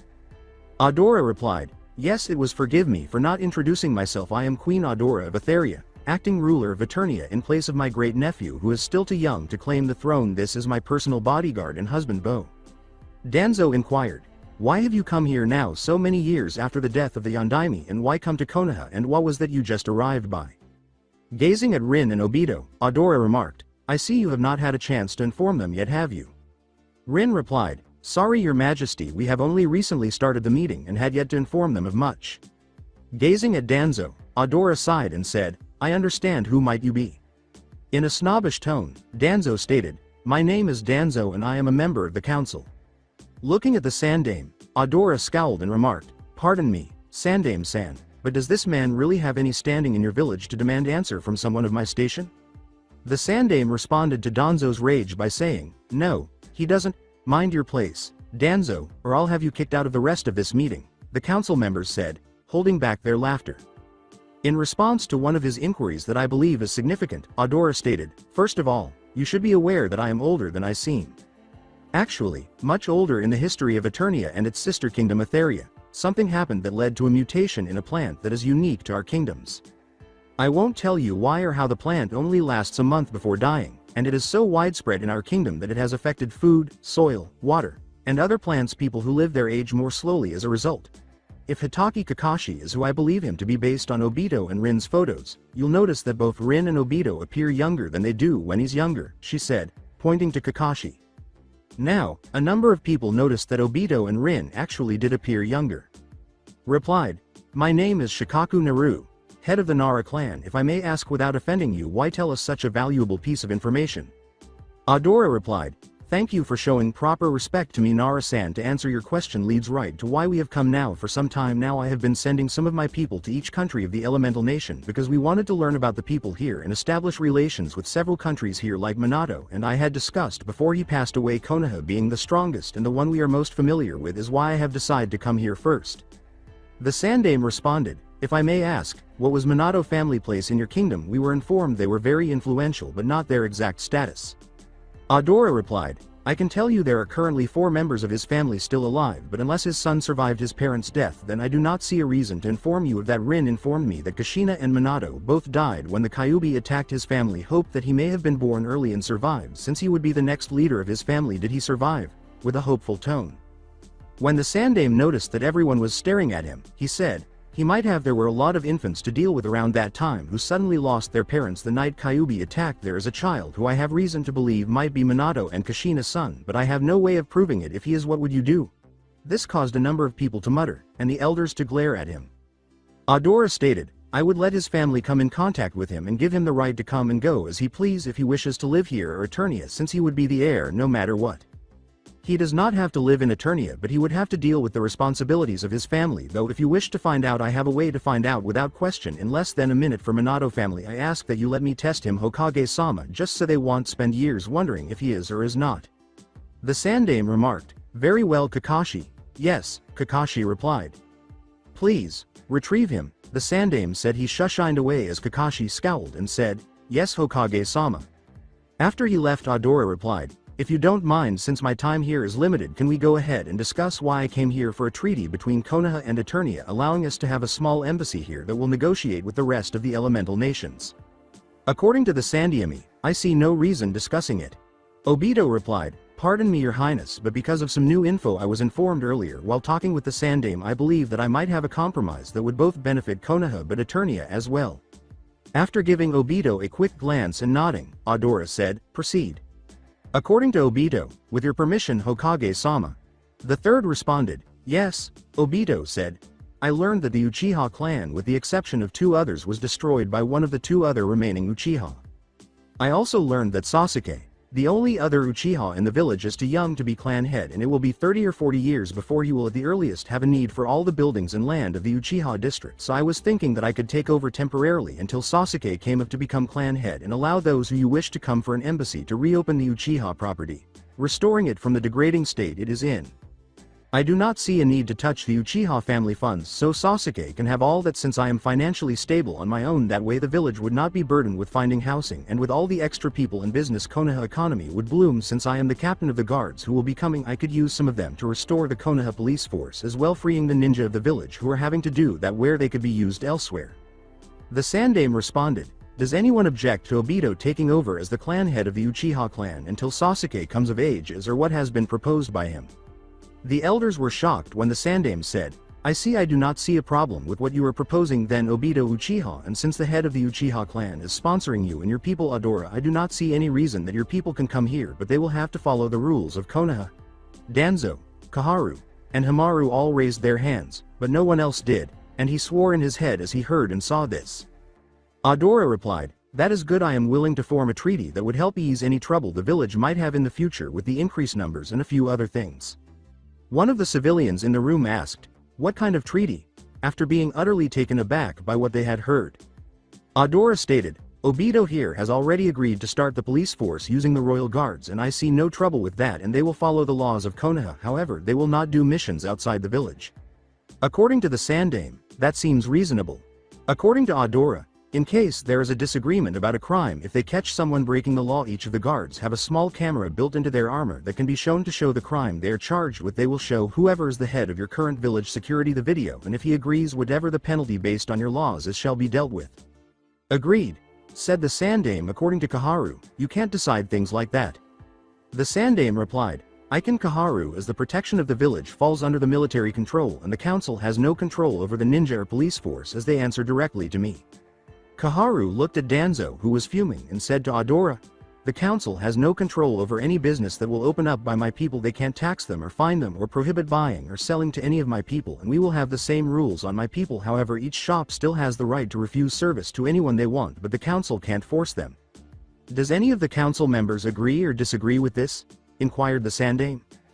Danzo replied, I disagree. They are walking in and are going to take business away from our own shops. Adora continued, And what of the new business they would also be creating? Surely the people I am planning to send here can't eat at the same restaurant every day of their life or shop at the same store. They will go to the ones that are already here, making more business opportunity as well for the other business in Konoha. The civilians who were going to join him relaxed, and Danzo scowled. Since there are no other objections, then I agree with that as well, the Sandaime remarked. Adora replied, Finally, we need to establish a currency trade. You use paper money here, we use gold. To solve this problem, I will have my people sell the gold to your village at a fixed rate in exchange for your currency, so they can interact with your village, and if any of you are ever brought to Eternia, then the same rate will be applied so you can interact with our business. Obito, do you have the estimates? Obito replied, Yes, Your Majesty. Rin and I went to 12 jewelry shop, 5 weapon stores, and 6 general merchants here in Konoha and had them write down estimates on how much it would cost them to buy 10 pounds of gold, and here are the estimates, as he handed a stack of papers. Here are store estimates from your village on the price of gold, Adora said, glancing at them. As our base rate for gold, I'm willing to use the overall average of whatever those are.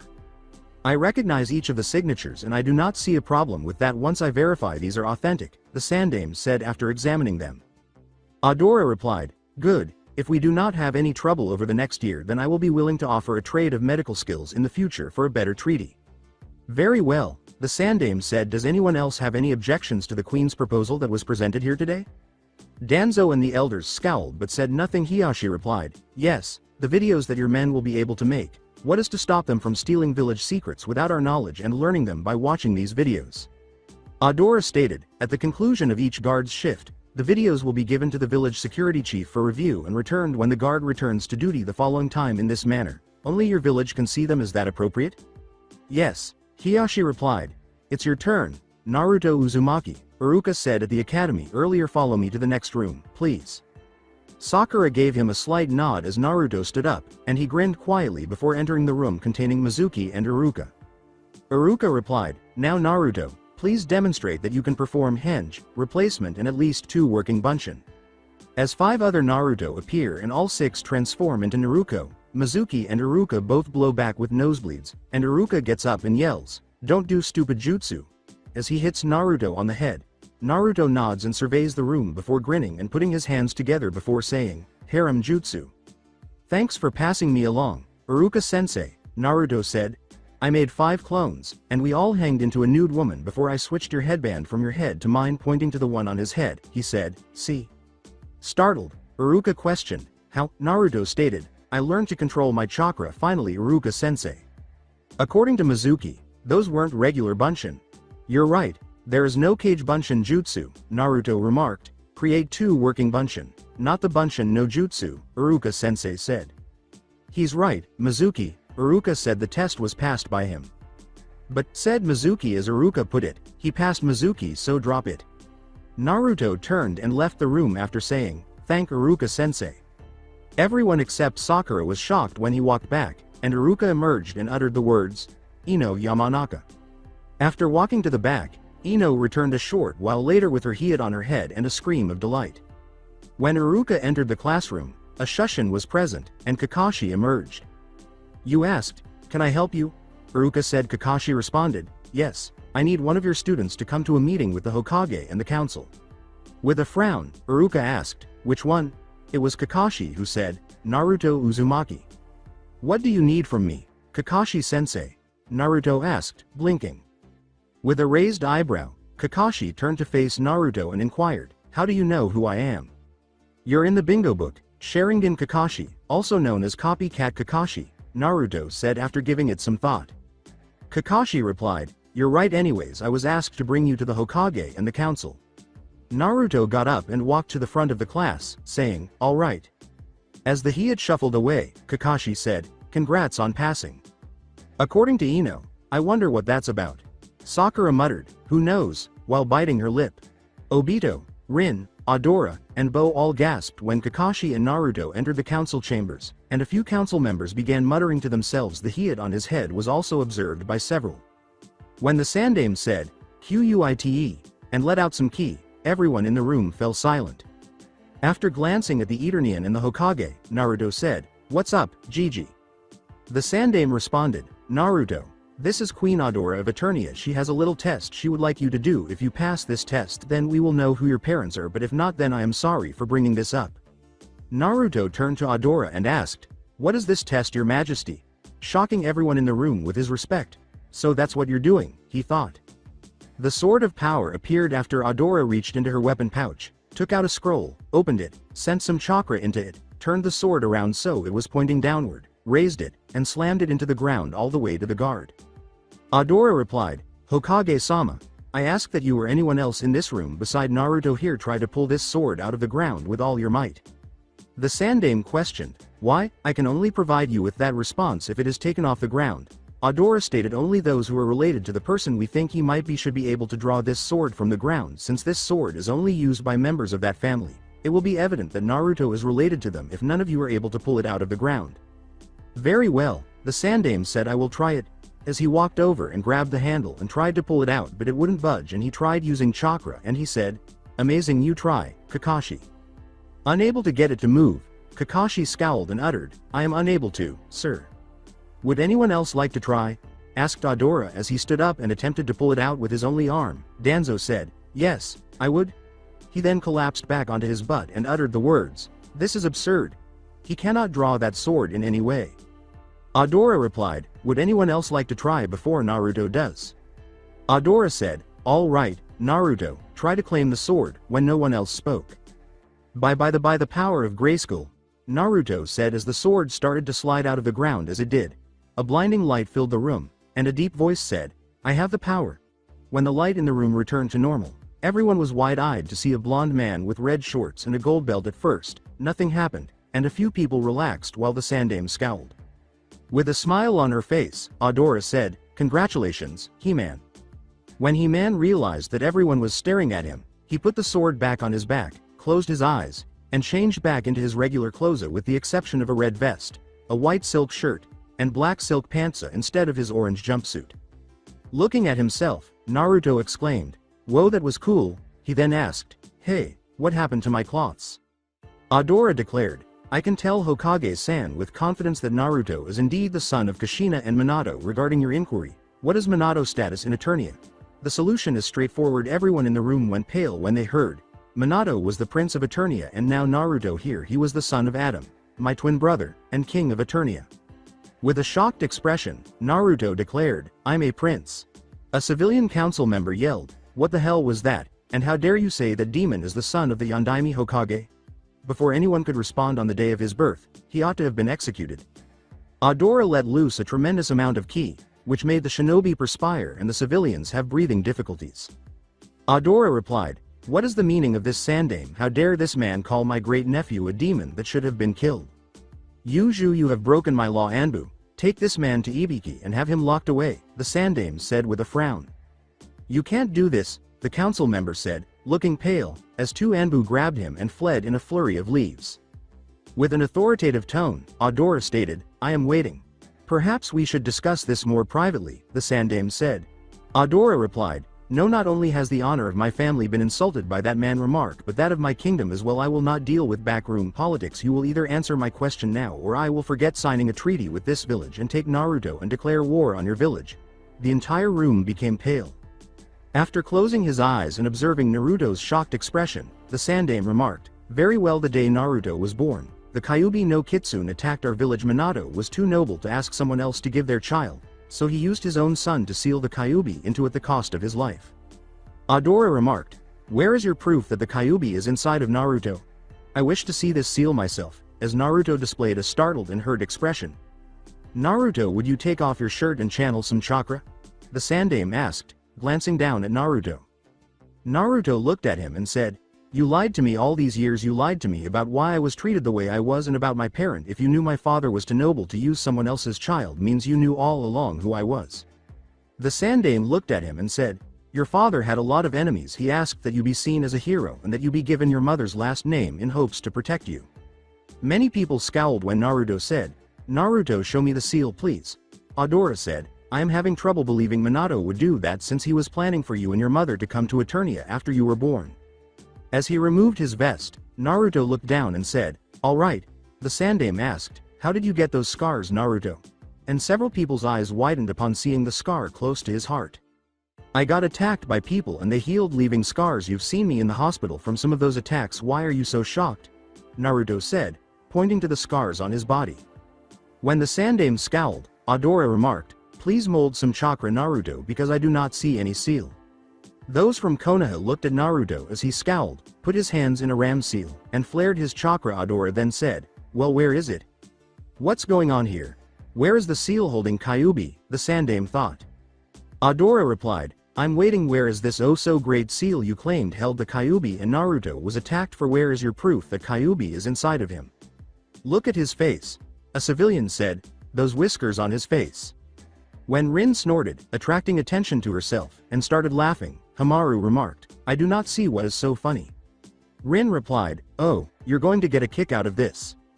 I was asked to be Naruto godmother, and since my own clan kicked me out for not being able to talk to dogs, they thought I didn't have the family bloodline. The truth is I was able to talk to cats. Instead I asked Kushina to let me give Naruto my bloodline since my husband and I can't have kids, so that way my unique bloodline might pass on. So while he was still inside his mother, I gave him a shot of my DNA underneath these tattoos or whiskers along with every other Inuzuka. So if this is your proof the big bad Kyuubi is inside of Naruto, then you're all idiots." Danzo remarked, "What about the healing ability? He has only a Jinchuriki can heal from wounds like that one over his heart," as the majority of the audience scowled. As she withdrew a kunai and cut her hand, Adora exclaimed, "Oh, you mean this?" To everyone's surprise, the wound healed in a matter of seconds. Adora glared at him and mockingly remarked, "It's part of the royal bloodline, Mr. Oh so great councilman." The Sandame replied, "How is this possible? I saw the seal on Naruto myself when he was an infant and I read Minato scroll he left." Adora replied, "Wait, you mean to tell me you're taking something like this from a scroll? You said Minato had lots of enemies to Naruto. When you tried to explain it to him, how do we know someone didn't kidnap him from the hospital and draw the seal on him and left a scroll wherever you found it? Perhaps Minato really did kill the Kyuubi like people believe." Everyone was lost in thought at this point, and Naruto said angrily, "So you're saying my life's been hell because of a lie?" Obito was thinking, "Damn. I wish I had some popcorn. This is entertaining, and Naruto playing his role perfect and he doesn't even know his lines." Adora breathed deeply and replied, "Let me ask you something. A seal that should be able to hold something like the Kyuubi had to be strong, right? Seals degrade over time and need checked up on. When was the last time you actually checked this mysterious seal?" The Sandame stated, "The seal finalized setting 2 weeks after the Kyuubi defeat. After the first year the seal never showed any signs of doing anything but what it was supposed to do, so I saw no reason to watch the seal and I placed Naruto in the orphanage at that point." Adora replied, "And what purpose was this seal to do besides holding the Kyuubi? That man there called Naruto a Jinchuriki, and I know from what I have read on that subject in the past that any seal that holds a demon would drain a demon of its power, giving it to the person it was imprisoned in." According to the Sandame, yes, that was what it was to do. Adora said, "Then you either got two options of what happened, and both are making me want to declare war on this village. The first is an enemy of Minato found out about Naruto and placed a fake seal on him and left a scroll for you to find, hoping that Konoha would kill Naruto, which makes you all idiots for actually doing what your enemies wanted you to do, which is trying to kill an innocent. The second option is that the seal finished its job killing the Kyuubi at some point in Naruto young life, and because of all your hate for the Kyuubi you hurt the hero of your village for saving all your asses, and you never even checked to see how your hero was doing, too busy trying to kill him. Now I don't know which option it was, but all your so-called evidence that he is a demon has been shot down and destroyed. Since it was Naruto who this village has wronged, I leave it to him to decide your fates. If he asks, I will send my kingdom's entire army at Konoha within the hour. What is your choice, Naruto?" Naruto saw as the entire council was pale, and he reached up and took the head of his head and looked at it and said in a quiet voice, "All my life I saw the people of this village glare at me, throw me out of stores, overcharge me for nearly everything, trying to hinder my growth by kicking me out of classes and libraries. When I asked for help I usually was spat upon or ignored like I wasn't even there. When I tried to make friends, parents would pull their children away or accusing me of things I never done, or telling the children that I was a bad person and stay away from. After I was kicked out of the orphanage when I was 5, I lived on the streets for a month, digging through garbage or going without, until Gigi found me and gave me my own apartment, and he took me for ramen. It was the first time that I ever had a hot meal in my entire life, and after being hungry so much and to actually get full from it, I thought it was something that was made by heaven. Ayame and her dad never treated me like the rest of the village. To them I became their favorite customer. They talked to me and treated me like I was actually someone. When I entered the academy I was so excited that I would have a chance to make friends, and on a small scale I did. Kiba and I would joke around talking about how cool it would be when we became ninja. Shikamaru and Choji liked to skip out of class with Kiba that were so boring, since I usually was asked to either sit in the corner or in the hall. That was until we got Iruka sensei for our sensei. At first I didn't trust him because he would look at me like the rest of the village. I didn't know why, but when I started to play pranks so people would look at me, he changed and he actually started to try and teach me. It was him who taught me to read and how to throw shurikens and kunais correctly, and he tried to teach me other things, but I never trusted him completely until recently. He acknowledged me, and that was something I wanted desperately. This scar here I got was when I met this boy who understood the pain I went through. He told me something I didn't understand at first, but I understand clearly now. He told me true strength comes from protecting that which is precious to you. Only then will you find the strength to overcome any obstacle. If my father really did seal the Kyuubi in me, it must have taken great strength, and he must have loved Konoha as something that was precious to him. There are people in this village who have made my life a little better by treating me as a friend or someone they wanted to be around. They are precious to me and they live here. If it wasn't for them, I would say to destroy this village, so instead I will protect it like my father did. As long as I have my precious people, I will find the strength to deal with all the other shit you guys throw at me. Since my father, who should have been king, reached my dream to be Hokage, when I get older I will become the king of Eternia for my father, and I will protect Konoha as long as it will have me. Now, if you will excuse me, I need to get lost on the road of life, as he shushed away, shocking everyone. Smiled and continued, he will make a fine king someday. Now, since Naruto will be staying here, we need to discuss exactly what should happen now, as I refuse to let him continue to be treated as he has, and I can guarantee when the people who are coming to open the embassy here, there is an heir to the throne here, and they see the way your village has acted, it will cause trouble. So what are you going to do to fix it? With a smirk and a glare. It occurred to the Sandaime, I'm getting too old for this shit. You can come out now, I know you're there, Naruto said, perched atop the Hokage monument on his father's head. Someone said, I'm impressed that you detected me, Naruto. I must say that it saddens me to tell you that you're not going to be a ninja of Konoha. What do you mean, I passed? Naruto asked, turning to face Mizuki.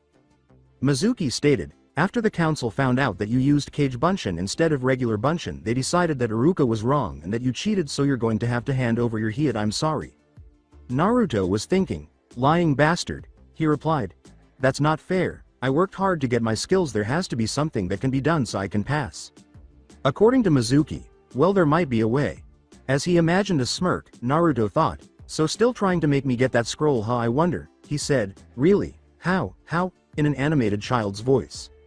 Mizuki laughed quickly and replied, well, you were always one of my favorite students, and so I will tell you there is another way, but because of the difficulty of it we hardly ever use it any longer for fear of a student being killed on accident for failing to detect traps.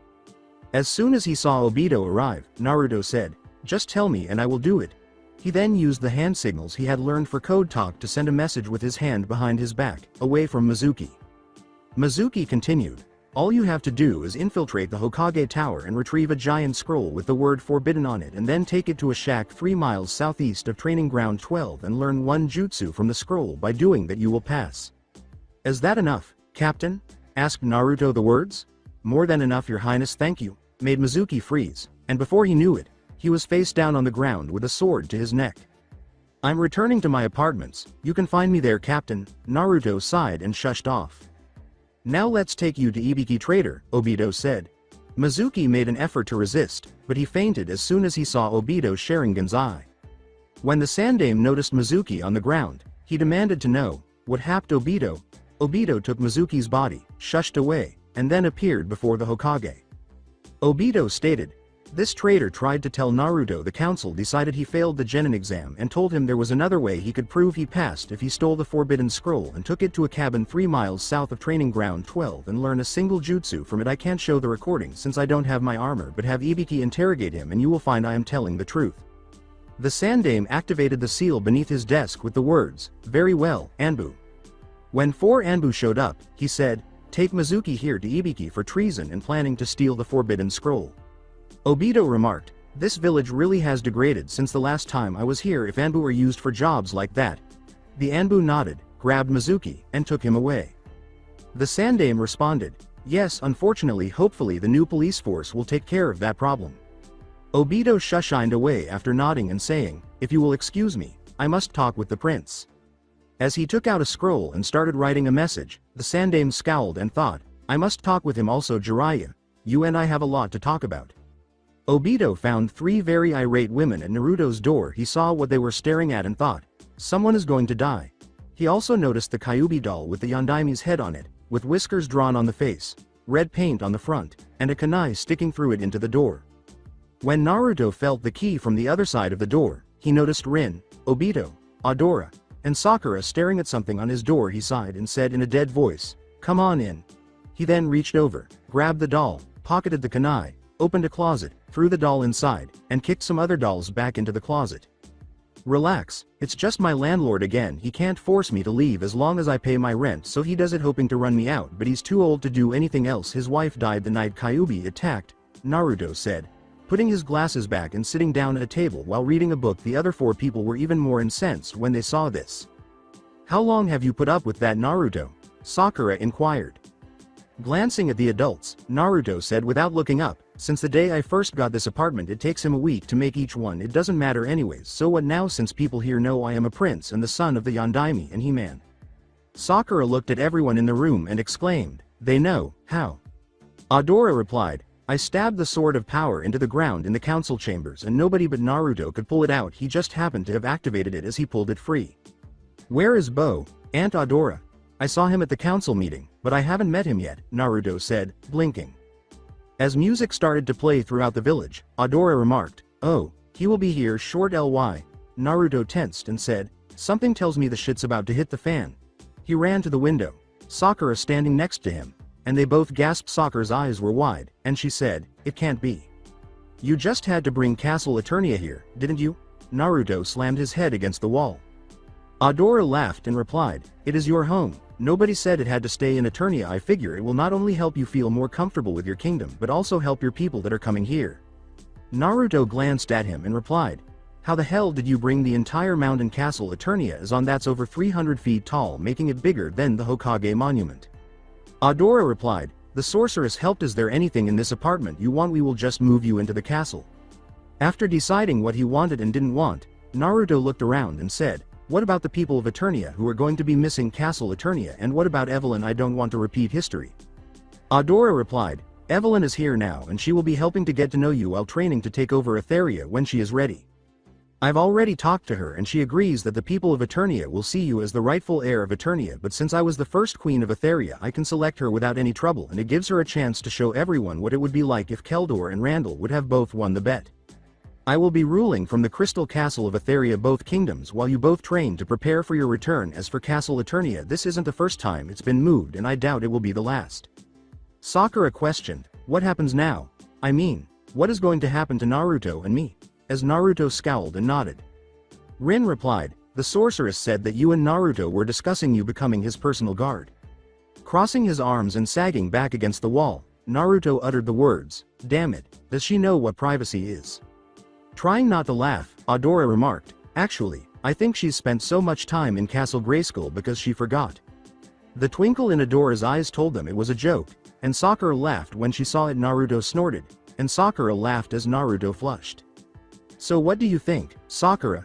Do you want to be my personal guard?" Naruto asked with a sigh. Sakura grinned and remarked, "Someone's got to keep an eye on you, Baka." Adora said, "It's settled then. I will make sure you and Sakura are on the same team, and whenever you're not with your team, you can train at the castle." Naruto grinned broadly.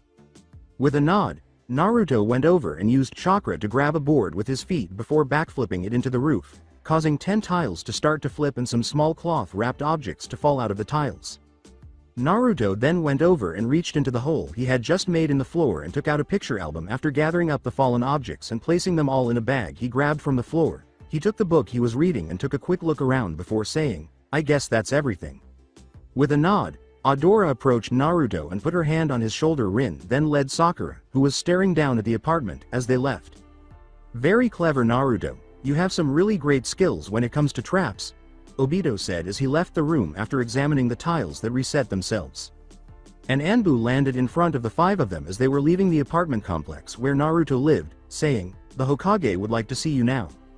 Sakura remarked, "I need to get home anyways and talk to my mom. You go ahead and get settled in," as Naruto sighed and turned to face her. According to Adora, same rooms as before, cadets. When Sakura noticed that the Anbu was staring at her, she said, Okay, I'll figure that out later." The Anbu left, looking perplexed. The Anbu cursed before he followed their chakra signatures, and Naruto shrugged and departed in a whirl of leaves, followed by the other 4. The Sandaime was staring out the window when Naruto and the Eternian arrived at the Hokage office. He asked, "What is going on now?" as he glanced at the group. Adora replied, "That is Castle Eternia, Naruto knew home. It was easier to have everyone gather there and send the entire castle than sending them in smaller groups." The Sandaime replied, "I thought you said that transport jutsu you used to get here wasn't accurate."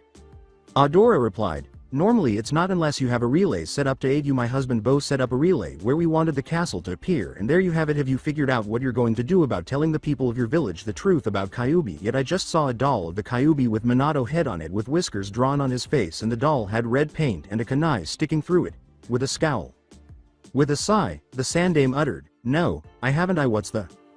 Before they pointed out the window and light started to emanate from them, the swords of honor and power both drifted off Adora and Naruto's backs and crossed one another. As he prepared for an attack, the Sandame inquired, "What's going on?" According to Naruto, "I don't know, Gigi." Adora hit her head and said, "Naruto, I will tell you this only once. Your great-grandmother may be a great woman, but she is a royal pain in the ass also. There is something you should know about those swords, Hokage-sama. They are sentient. It is why only Naruto could pull the sword out. The swords were created by the first king of Eternia to bring peace to our kingdom. When he died, his wife sealed his soul to the sword of power which Naruto has, and she sealed her soul to the sword of honor which I have. On Eternia there is a woman who is immortal and the daughter of the first king and queen of Eternia. She is also Naruto's great-grandmother, and she is connected to the swords and can hear the souls of her parents, and when they demand an action she can make them do the action. They hardly ever do anything and would rather let people live their lives without interference, but apparently they found something that pissed them off." At that moment, a hologram of the previous council meeting materialized. Everyone in the room fell silent when the Sandame said, "Quite." Everyone in the village hurried outside at that precise moment to observe the sky and determine what was happening. After glancing at the Eternian and the Hokage, Naruto said, "What's up, Gigi?" For that, a number of people scoffed at the display. The Sandame responded, "Naruto, this is Queen Adora of Eternia. She has a little test she would like you to do. If you pass this test, then we will know who your parents are, but if not, then I am sorry for bringing this up." This makes some people snort, surprising everyone in the room with his respect. Naruto turned to Adora and asked, "What is this test, Your Majesty?" Shocking everyone who was acquainted with Naruto. The sword of power appeared after Adora reached into her weapon pouch, took out a scroll, opened it, sent some chakra into it, turned the sword around so it was pointing downward, raised it, and slammed it into the ground all the way to the guard.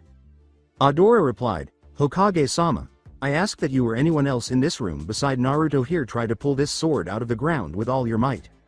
The Sandame questioned, "Why?" Many others had the same thought. "I can only provide you with that response if it is taken off the ground." Adora stated, "Only those who are related to the person we think he might be should be able to draw this sword from the ground. Since this sword is only used by members of that family, it will be evident that Naruto is related to them if none of you are able to pull it out of the ground." "Very well," the Sandame said, "I will try it." As he walked over and grabbed the handle and tried to pull it out, but it wouldn't budge, and he tried using chakra and he said, "Amazing, you try, Kakashi." Making a number of people blink and gaze at the sword's hologram. Unable to get it to move, Kakashi scowled and uttered, "I am unable to, sir." "Would anyone else like to try?" asked Adora as he stood up and attempted to pull it out with his only arm. Danzo said, "Yes, I would." He then collapsed back onto his butt and uttered the words, "This is absurd. He cannot draw that sword in any way." The same was true for some of the villagers. Adora replied, "Would anyone else like to try before Naruto does?" Adora said, "All right, Naruto, try to claim the sword," when no one else spoke. By the power of Grayskull," Naruto said as the sword started to slide out of the ground. As it did, a blinding light filled the room, and a deep voice said, "I have the power." When the light in the room returned to normal, everyone was wide-eyed to see a blonde man with red shorts and a gold belt. At first, nothing happened, and a few people relaxed while the Sandame scowled. Everyone in the village gasped at this, and a few women gazed lustfully at Naruto's new form. When the Eternians saw this, they all had wide eyes and the same thought as they left Castle Eternia. With a smile on her face, Adora said, "Congratulations, He-Man." All of the Eternians were stunned at this point, and some of them passed out. When He-Man realized that everyone was staring at him, he put the sword back on his back, closed his eyes, and changed back into his regular clothes with the exception of a red vest, a white silk shirt, and black silk pants instead of his orange jumpsuit. With a look of shock on their faces, Bo thought, "Well, there went that secret."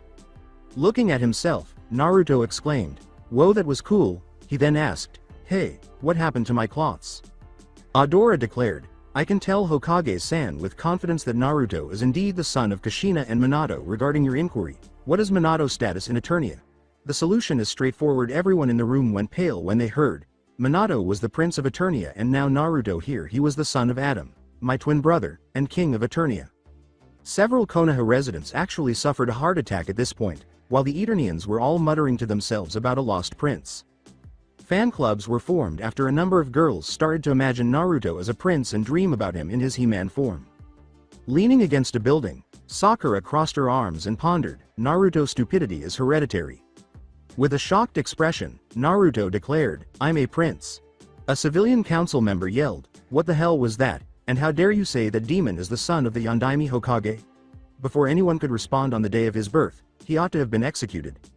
When a council member said this, the younger residents of the village were all taken aback. What does this Sandame mean? Adora asked. This man should have been killed for calling my great-nephew a demon. Yu Zhu, the Sandame said with a frown, my law has been broken by you. Take this man to Ibiki, Anbu, and have him imprisoned. While the older generation had mixed reactions, the younger generation was wondering, what law? You can't do this, the council member said, looking pale, as two Anbu grabbed him and fled in a flurry of leaves. With an authoritative tone, Adora stated, I am waiting. Perhaps we should discuss this more privately, the Sandame said. No, Adora said. That man's comment has insulted not just my family's honor but also my kingdom's. I refuse to engage in backroom politics. The whole room turned pale as you said, you will either respond to my question right away or I will forget to sign a treaty with this village, take Naruto, and declare war on your village. The entire village was pale at this point, and some people appeared afraid. When the Sandame noticed Naruto's shocked expression, he closed his eyes and remarked, very well. The Kyuubi no Kitsune attacked our village on the day Naruto was born. Minato used his own son to seal the Kyuubi at the expense of his life because he was too honorable to ask someone else to give birth to their child. The younger generation was taken aback and unsure of how to react. With a startled and hurt expression on his face, Naruto asked Adora, where is your proof that the Kyuubi is inside Naruto? I would like to view this seal for myself. Naruto, would you take off your shirt and channel some chakra? The Sandame asked, glancing down at Naruto. You lied to me all these years. You lied to me about my parent and why I was treated the way I was, said Naruto with a frown. You knew who I was all along if you were aware that my father was too honorable to use someone else's child. Your father had a lot of enemies, the Sandame remarked with a frown. In an attempt to keep you safe, he requested that you be regarded as a hero and given your mother's last name. Adora said, Naruto, please show me the seal, as Naruto scowled. Since Minato intended for you and your mother to travel to Eternia after you were born, I find it hard to believe he would do that. This caused a number of people to frown. As he removed his vest, Naruto looked down and said, all right. The Sandame asked, how did you get those scars, Naruto? And several people's eyes widened upon seeing the scar close to his heart. I got attacked by people and they healed leaving scars, Naruto said, pointing to the scars on his body because of some of those attacks. You've seen me in the hospital, why are you so surprised? Many were taken aback by this since, despite their hatred of Naruto, they were unaware that he had been attacked. When the Sandame scowled, Adora remarked, please mold some chakra, Naruto, because I do not see any seal. Those from Konoha looked at Naruto as he scowled, put his hands in a ram seal, and flared his chakra. Adora then said, well, where is it? At this point, a number of people were also curious about what was happening and where the seal was. I'm waiting. Adora stated, where is this amazing seal that you said contained the Kyuubi and was the reason Naruto was attacked? Where is your evidence that he possesses Kyuubi? A civilian remarked, observe his face was covered in whiskers. When Rin snorted, attracting attention to herself, and started laughing, Hamaru remarked, I do not see what is so funny. Oh, you're going to love this, Rin said. I was asked to be Naruto's godmother, but my own clan rejected me because they believed I lacked the necessary bloodline because I couldn't communicate with dogs. In actuality, I was able to converse with cats instead. Since my husband and I are unable to have children, I asked Kushina if I could give Naruto my bloodline in the hopes that my special bloodline would be passed on. I did this by giving him a shot of my DNA while he was still inside his mother. Whiskers are visible beneath these tattoos, just like on all other Inuzuka. So if this is evidence that Naruto harbors the evil Kyuubi, then you are all fools. The Inuzuka clan members were all looking around them in the streets of Konoha when Kiba noticed that several women were staring at their cheeks, and he went pale. Danzo remarked, what about his healing ability? As the majority of the people in the room scowled, wounds like that over his heart can only be healed by a Jinchuriki. As she withdrew a kunai and cut her hand, Adora said, oh, you mean this? To everyone's surprise, the wound healed in a matter of seconds. It's part of the royal bloodline, Mr. Oh so great councilman. Adora glared at him and said, mockingly. The majority of the village was perplexed by this point, wondering where the seal that was keeping them safe had disappeared to. How is this possible? Asked the Sandame. I read the Minato scroll he left behind and witnessed the seal on Naruto when he was a baby. Wait, Adora said, you're telling me that you're taking this from a scroll? When you attempted to explain it to Naruto, you claimed that Minato had many enemies. How can we be certain that he wasn't abducted from the hospital, had a seal applied to him, and had a scroll left wherever you found it? Maybe Minato killed the Kyuubi as many people think. At this point, the younger generation was narrowing their eyes and observing the older generation's faces as they displayed various types of guilt. Everyone was lost in thought at this point, and Naruto said angrily, so you're saying my life's been hell because of a lie? After inhaling deeply, Adora said, allow me to ask you a question. A seal had to be powerful in order to contain something like the Kyuubi over time. Seals deteriorate and require maintenance. How recently did you really examine this enigmatic seal? The seal finalized setting 2 weeks after the Kyuubi defeat, the Sandame stated. After the first year, the seal never demonstrated any signs of doing anything other than what it was supposed to do, so I decided that there was no point in keeping an eye on it and put Naruto in the orphanage. People who were aware of seals were horrified to discover that a demon-repelling seal had not been examined in years. And aside from containing the Kyuubi, what else was this seal used for? Adora asked. According to what I've read about the topic in the past, any seal that contains a demon would drain it of its power and transfer it to the person it was imprisoned in. That man there called Naruto a Jinchuriki. According to the Sandame, yes, that was what it was to do. More people started to feel angry or guilty at this point, and Sasuke believed, that power should be mine. Then you have two choices about what transpired, and both of them are making me want to declare war on this village, Adora said. The first is that Minato's enemy discovered Naruto, put a phony seal on him, and left a scroll for you to find in the hopes that Konoha would kill him. This makes you all fools for actually carrying out your enemy's wishes, which is to attempt to kill an innocent person. The second possibility is that at some point in Naruto's early life, the seal completed its task of killing the Kyuubi, and because of your intense hatred for him, you injured your village hero for saving all of your asses. You were too preoccupied with trying to kill him to even check on your hero's well-being. Since Naruto was the one who wronged this village, I'll let him decide your fates. I'm not sure which option it was, but all of your supposed proof that he is a demon has been shot down and destroyed. I'll send my kingdom's whole army to Konoha in an hour if he asks Naruto, what is your decision? While the Eternians searched for weapons to protect their prince, the entire village was on the verge of a heart attack. All my life, I saw the people of this village glare at me, throw me out of stores, overcharge me for almost everything, and try to hinder my growth by kicking me out of classes and libraries, Naruto said quietly as he reached up and took the head of his head and looked at it. He also noticed that the entire council was pale. Ayame and her father never treated me like the rest of the village. When I tried to make friends, they would pull their kids away, accuse me of things I never did, or tell the kids I was a bad person and should be avoided. I lived on the streets for a month after being kicked out of the orphanage when I was 5 years old, digging through trash or going without food until Gigi found me and gave me my own apartment. He took me out for ramen, which was the first time I had ever had a hot meal in my life.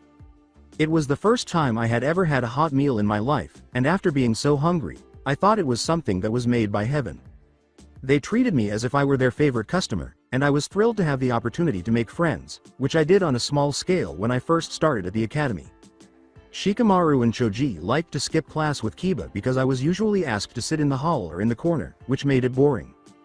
That is, until we got Iruka-sensei as our sensei. At first, I didn't trust him because he looked at me the same way the rest of the village, but when I started pulling practical jokes, he changed and began to try to teach me. He taught me how to read, how to throw shurikens and kunais correctly, and he tried to teach me other things, but I never fully trusted him until recently. I got this scar because I met a boy who understood the pain I was going through, and he acknowledged me, which was something I desperately wanted. He explained something to me that I initially didn't understand, but now I do. He told me that defending what is valuable to you is the path to true strength. You won't be able to overcome any obstacle until then. If my father truly did instill the Kyuubi in me, it must have taken a lot of strength, and he must have valued Konoha. Some people in this village have improved my life by treating me like a friend or someone they wanted to be around. They are valuable to me and reside here. As long as I have my loved ones, I will have the strength to handle whatever else you guys throw at me. If it weren't for them, I would say to destroy this village, but instead I will defend it like my father did, since my father, who ought to have been king, fulfilled my dream of becoming Hokage. I will succeed him as king of Eternia when I grow up and defend Konoha for as long as it takes me. If you will pardon me now." He scampered off, startling everyone, saying, "I need to get lost on the road of life." The younger generation was shocked to learn that Naruto's life was that horrible and started to review their own lives with him. With many promising to make changes, the Eternians all immediately developed a respect for Naruto, while the majority of the Konoha population felt shame, guilt, and sadness. The swords split apart inside the Hokage Tower and flew back to Naruto and Adora, who laid them on their backs. "Well, I think that takes care of that problem," Adora remarked. Naruto sank into a chair and uttered, "My life is ruined." "You could always return to Eternia," Obito remarked. "I could," Naruto said, opening his mouth, "but I'm not a coward of quieter. But I'm exhausted. Could we please go to the castle? I need to get some rest." "Before we came here, I met a nice girl named Sakura Haruno who overheard Naruto and us talking. When she came to see why Naruto was pulled from the academy today, she agreed to help him with his studies about Eternia," Adora said, nodding and glancing at the Sandaime who was looking down. "If you could ensure that she and Naruto are on the same team, that would be greatly appreciated. At the very least, it appears that she supports Naruto emotionally and does not regard him as the Kyuubi." The Sandaime replied, "I had already planned to place her with Naruto anyways, and for what it's worth I am sorry, Naruto." Naruto replied, "Are there any other secrets you're hiding from me?" The Sandaime shook his head no, and Naruto got up before the others followed suit. "I figured you might need these to show people who you really are," the sorceress said as Naruto moaned as he entered his room and saw her sitting there with an open case. Naruto also noticed his glasses. "Don't worry about people figuring out that you're a He-Man. I'm going to erase that memory when everyone goes to bed tonight, so you won't have to worry as long as you use it carefully." Naruto replied, "What about Sakura and the others who do know?" As she walked over and kissed his head, the sorceress said, "Relax, those who know are all protected now. I am sure you are tired, so get some rest." His eyes went hazy and he fell asleep.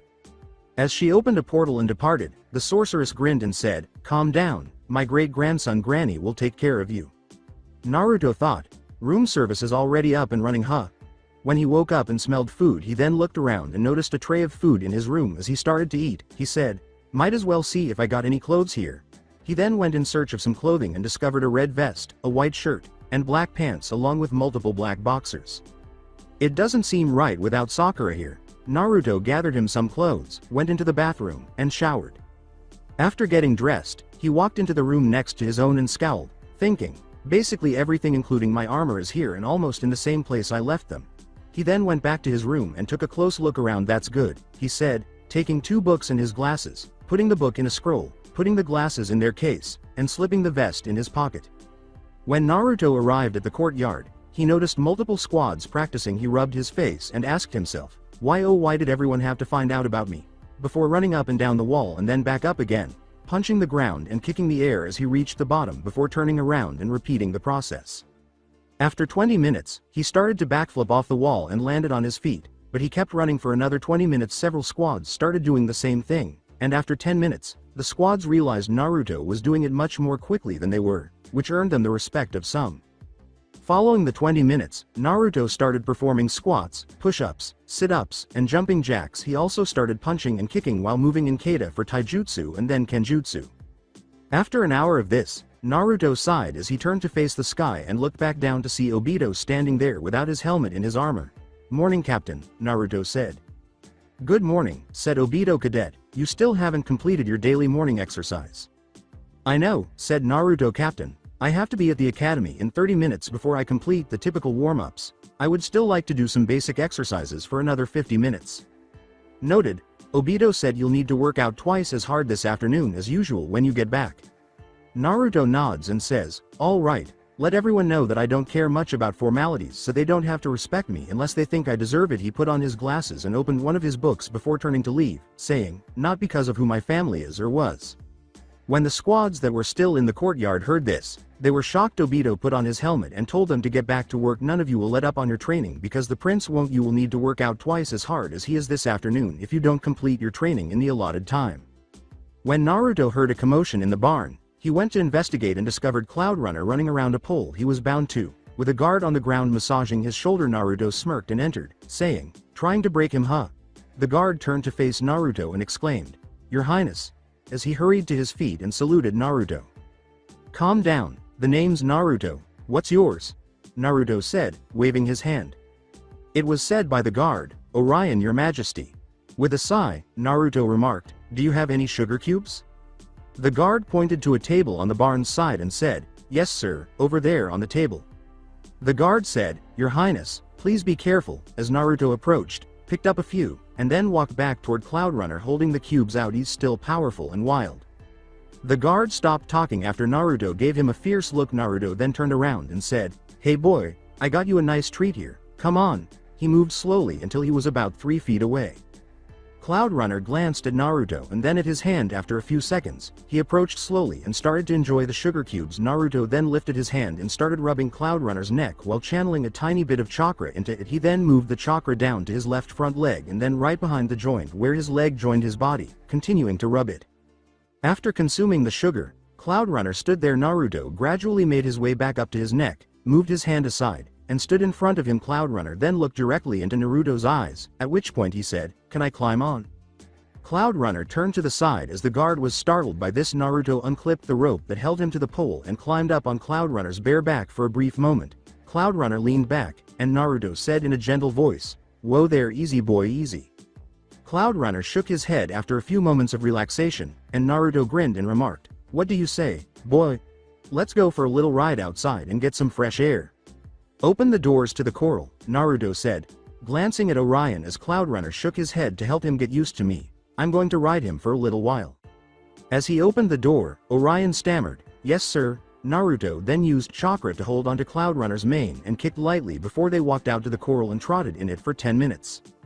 That's all the sweets for today, Naruto said after leading them back into the barn and giving Cloud Runner another sugar cube. I'll try to ride you again in the morning, so be good now. When Cloud Runner nods, Naruto guides him into a stall and says, Please make sure you brush him up and give him some oats and water later. After shutting the door, will he see anyone? No, sir, Orion said. Today was my first opportunity to work with him at all. We only got him 2 weeks ago along with 10 other people. Naruto replied, Then mark him as my personal horse and his name's Cloud Runner. Yes, your highness, Orion replied. For you, I'll place him in the stall next to Swift. Very well, said Naruto as he left the barn. He took his book out again and put his glasses back on. Well, I must go. Have a good day, Orion. I like him, Orion remarked, glancing at Cloud Runner. I thought that he would have a sword thrust up his ass, but he doesn't. He should be a good master for you, he said, getting a brush and starting to brush Cloud Runner after getting some water and oats and placing them in his new stall. When Naruto heard the noise coming from Iruka's classroom, he took a deep breath and sighed as he opened the door and entered the room. Still reading his book, the room fell silent, and Naruto ignored the looks he was receiving and kept his face in the book. After leaving the castle, he shushined to the academy roof, walked over to the door, and went inside and down the stairs while still reading his book. He then said, Sorry I'm late. Iruka replied, The world's coming to an end, you actually taking time to read. Iruka remarked, I like the glasses, but you don't wear glasses, do you? As Naruto raised his head. Just reading glasses, Naruto said. I have previously worn glasses, but only the Hokage and I were aware that my goggles were actually my reading glasses. Iruka opened her eyes and replied, Oh, sorry about that then, Naruto. If I knew they were reading glasses, I wouldn't have kept ordering you to remove them. Naruto said, It's okay, it's my fault for assuming that if people found out I had to wear glasses, they would all laugh at me in any case. Am I running late for my team assignments? I would have arrived sooner, but I helped an old friend who needed assistance. No, you're not late because I just arrived myself, Iruka said. Please, your highness, sit down. Please don't do that. Naruto moaned. I've been misled and despised for years for something I don't even have, and I'm still getting used to the fact that I have family and have discovered who my parents were. I am still Naruto, the same fool who painted the Hokage monument, and I am only a bit more mature than I was 2 days ago. With a smile, Iruka said, All right, sit down, Naruto. With a nod, Naruto approached Sakura, who was seated next to Sasuke, and took a seat next to her. Iruka replied, All right class, now I know that you must all be excited about being a ninja, and I wish to welcome you to the ranks of Yes Naruto. Is it? Naruto replied, You might want to take a step to the right and back a step. Moments before, Iruka was standing there looking bewildered when he heard something break and leapt back, shattering the roof's tiles as a body was seen falling to the ground below. Following the crash, there was a coughing sound, and Konohamaru was standing there. He turned to face Naruto and remarked, You foiled my trap, didn't you? With a head slap, Naruto asked, What do you want, Konohamaru? What were you doing in the ceiling? Iruka asked in a demanding tone after glancing around. Before Konohamaru could say anything, the room's door was smashed open, and Ebisu yelled, "Honorable grandson, what happened to you and why are?" He stopped when a scroll struck him in the face, and when he turned around, he saw Naruto glaring at him and saying, "You're Konohamaru-sensei Ebisu, right?" According to Ebisu, I am the... In response, Naruto said, "Yes or no please." With a sneer, Ebisu replied, "Yes I am," Naruto responded. "Then why do you always call him honorable grandson instead of his name? You're treating him just like everyone else has always treated me before today. It was always what I am to them, not who I am. You refer to him as what he is, not who he is. No wonder you spend so many hours trying to chase him around the village. Why should he listen to someone who won't even call him his name?" Ebisu stated, "I am the instructor of Hokages and how I teach my students is." Iruka bit his lip and some people snickered when Naruto interrupted him, saying, "And exactly how many Hokage have you taught? By my count you have trained 0, so don't give yourself a bigger head than Iruka-sensei. Big head no jutsu." Naruto looked at Konohamaru and replied, "Hey Konohamaru, how about proving a point? If your sensei over there and I both wanted to teach you the same jutsu at the same time but you could only pick one of us, which one of us would you actually want to teach you and you would listen to?"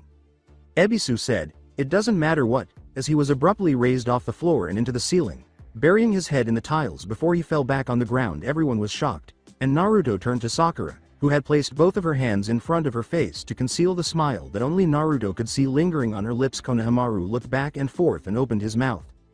Kiba exclaimed, "What the hell happened?" Sakura's cheeks turned pink, but only Naruto could see it, when he said, "I think a beautiful goddess decided to bring divine justice on him for being an idiot and shut the idiot up." Iruka approached Ebisu, tapped his face a few times, and then asked, "Are you okay?" as he woke up. According to Ebisu, yes. What happened? The entire class erupted in laughter when Konohamaru said, "You're so full of hot air that you actually flew into the air to deflate your head." "Burn kid, that was awesome," Kiba said. "Come along Honorab," said Ebisu. Everyone in the class was shocked when Konohamaru yelled, "I have a name and it's not honorable grandson. You've been my sensei for a year and you have not called me by my name once." "Pardon me, hun, I mean Konohamaru, I just wanted to give you a shortcut to," Ebisu said, scowling and taking a deep breath. Naruto replied, "Ebisu, please stop lying to him. I've heard your declaration before and there are no shortcuts to being Hokage. If there was, don't you think I would have taken them years ago? The only way to be Hokage is to train hard, make the village the most important thing in your life to you and protect it with your life. By you saying that there are shortcuts to being Hokage means that you're spitting on the will of fire that all the Hokage have spoken about since the founding of our village. So which is it? Do you really believe that all the Hokage have been wrong up till now and that you're smarter, stronger, and wiser than they are? And if so, then why are you chasing a first-year academy student, then sitting in the Hokage office and sending people on mission that could cost them their lives?" When Ebisu noticed that Konohamaru was respectfully staring at Naruto, he scowled and said, "I see your point and you have proven that I have been wrong about the way I have acted and tried to train Konohamaru. If you will still have me train you, I will try to do a better job of training you, Konohamaru." Everyone in the room was shocked by what they were hearing at this point. After glancing back and forth, Konohamaru pointed to Naruto and remarked, "All right sensei, I'll go with you, but you are now my boss." He was struck by a book and Naruto responded, "Don't be an idiot. I got enough people calling me that already. Right now you need to worry about working hard and listening to your sensei to prove you're you and not honorable grandson." As he ran out of the room and Naruto slammed his head against the desk, Konohamaru rubbed the spot on his head where the book had hit him and said, "That's it, come on sensei, I got to prove that to boss that I will be his greatest subordinate." "I think you just opened a can of worms. By the way, when did you get so wise?" Ebisu said, glancing at Naruto. With his head still lowered, Naruto remarked, "I've always been wise, just not book smart." Then a Kage Bunshin materialized, took the book, put it back on the desk, and vanished into smoke.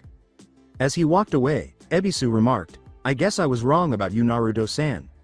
A genuine smile appeared on Naruto's face as he looked up, wide-eyed, and asked, "Did he?" as he looked at where Ebisu had been standing. "Alright class, now that our wait, how did you know that he was going to fall through the tiles?" Iruka grinned and turned to face Naruto to say this. Naruto continued, "I smelled mint tobacco. Only someone who spends a lot of time around the Hokage would smell like that, and only a kid can fit in the tiles between the ceiling and the tiles. Trust me on that. Besides me, the only kid that could spend enough time around the Hokage to smell like that is Konohamaru, his grandson." I then saw dust falling from the tiles and knew from experience what was about to happen, so I warned you. Ino inquired, How did you know him and why did you help him out, Naruto-kun? Sakura and Naruto both twitched their eyebrows, and Naruto closed his eyes and frowned as he said, I helped change his diapers when he was a baby when I was spending time with the Hokage after. When Iruka looked down, Sakura appeared concerned, and Kiba questioned, after what? To everyone's surprise, Naruto said in a hushed tone, nothing Kiba, it's in the past anyways, can we find out our team's sensei? Iruka replied, yes, Team 1 will be Team 7 will be Sasuke Uchiha, Sakura Haruno, and Naruto Namikaze. Ino was screaming. What, why does Sakura get to be on the same team as Sasuke-kun and Naruto-kun? Naruto stated, the dead last and the rookie of the year are always put together along with the highest ranking kunoichi, no matter what, I'm still the same person I was 2 days ago, so I'm still the dead last. Ino looked at Iruka and replied, he's right, now Team 8 will be Kiba, Shino and Hinata. Team 9 is still in service from last year, so Team 10 will be Ino, Shikamaru, and Choji. Now that you know what teams you are on, there has been a slight change this year with the new arrival of the Eternians. Team 1, 2, and 3 are now Squad 31, Teams 4, 5, and 6 are now Squad 32, and Teams 7, 8, and 10 are now Squad 33. You will find out more about this later when your sensei pick you up. Your sensei will be here shortly, and good luck, as he shot a look at Naruto and left. So you can talk to cats, huh? Kiba asked after he left. Must suck having been dead last in not only book grades but also the food chain. Everyone turned pale when a voice from the back of the room startled them, asking, are you saying I am at the bottom of the food chain, human? Naruto said, Kase, that you? He got up and turned to see Kase sitting there. Hello brother, how are you doing? Kase said, looking around. Naruto said, fine, how are you here and where is your maid and cub? Kase's eyes darted from Naruto to Sakura, who gave a small smile, but only Naruto and Sakura saw it. They're at the castle, and I told you when I gave you that mark on your hand that we are now blood brothers. You saved my maid and cub from fur trappers, and I would do the same for you. Captain Iku brought me here and will be here shortly, so I followed your scent to here. So what are you doing here? Asked Naruto. Kase replied, Her Majesty said since I am your companion that I should be seen with you so people will know that I am your companion. A wet patch appeared on Kiba's coat, and Kiba said, Oh man Akamaru, did you have to do that? As Naruto nods and a whimpering sound is heard. Ino stammered, that's a tiger. Naruto bit his lip to contain his laughter. Sakura startled everyone except Naruto when she said, what about it Ino pig? Hello Kase, it's good to see you again. Kase replied, and you as well Sakura, how are you feeling today? Better than the last time I saw you, Sakura remarked. When Kase nodded, Ino remarked, wait, you know him? Forehead how? Sakura replied, yeah, we've met before. When the room's door opened and 13 people entered, Naruto exclaimed, oh shit, and hurried to sit next to Sakura, who was turning pale. Obito stepped forward and said, for those of you who don't know me, my name is Uchiha Obito, but you will call me Captain Iku. I am the captain of the Royal Guard and the new Konoha police force. As part of the new treaty between Konoha and Eternia, the way Genin squads are done will be changed. Normally only 3 teams would become ninja this year, and the other teams would be sent back to the academy or dropped from the ninja program. This year, however, the 6 teams that do not become ninja will be worked into the Konoha police force. Now I am sure you're all wondering who will become ninja and who won't. Over the next month you all will be given the training that all of the Royal Guard do. The best squad will be the team that will become ninja, and the other 2 teams will be worked into the other squads. Now you will notice there are 3 who are wearing armor like I am. Those 3 will be your squad leaders. Squad 31 will have Ito here as your squad leader. You will follow his orders and you will always answer yes sir. Anyone who fails to follow orders will be punished with extra training. Failure to do the extra training in the time order will result in you being dropped from the program. This goes for all squads. Do I make myself clear? Sakura and Naruto replied, yes sir, says Obito. I can't hear you. Everyone hurriedly responded, yes, sir. Obito replied, good. Now Squad 31, please go with your squad leader and your Junin sensei. They will explain in more detail what you are to do. 3 Junins, 1 of the Royal Guards, and teams 1, 2, and 3 hastily departed. Obito turned to his companions and said, Squad 32, your squad leader will be Toro here. Just like Squad 31, you will follow his orders. Now please go with him and your Junin sensei. Obito said, now Squad 33. The last squad leader is yours. Her name is Evelyn. You will follow her orders and answer her as yes sir. Now she will explain along with your Junin sensei what is your training. Good luck. As teams 4, 5, and 6 departed, Obito noticed that they were both pale. Evelyn proceeded to say, Listen up cadets, I don't care who you are or who your families are. I was given your squad because you're all spoiled rotten brats who think you're hot shit because you're from a clan. Guess what, I don't give a fuck, I demand your absolute best all the time. If you don't give your all I will punish you, and trust me, you won't like it. Now behind me is your Junin sensei, Hitaki Kakashi, Kurenai Uehi, and Asuma Sarutobi. Starting tomorrow you will get up at 4 AM and get ready for the day, and you will meet at the castle courtyards at 5 AM, and I mean you have better be in squad formation at 5 AM, because if you're late you will be punished along with your entire squad. Now from 5 AM to 8 AM we will be doing warm-up exercises which consist of 1000 jumping jacks, 1000 sit-ups, 1000 push-ups, 1000 punches with each arm, 1000 kicks with each leg, and you will then begin running around the courtyard for the remainder of the time.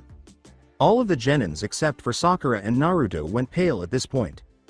Evelyn said, "This is both our warm-up and cool-down exercise. If you do not finish all of your exercises in the time period you were given to do them, then after teams are dismissed, whoever did not complete them will have to do another 1000 of each until you get your endurance, speed and stamina up to where you can do them in the time period you were given.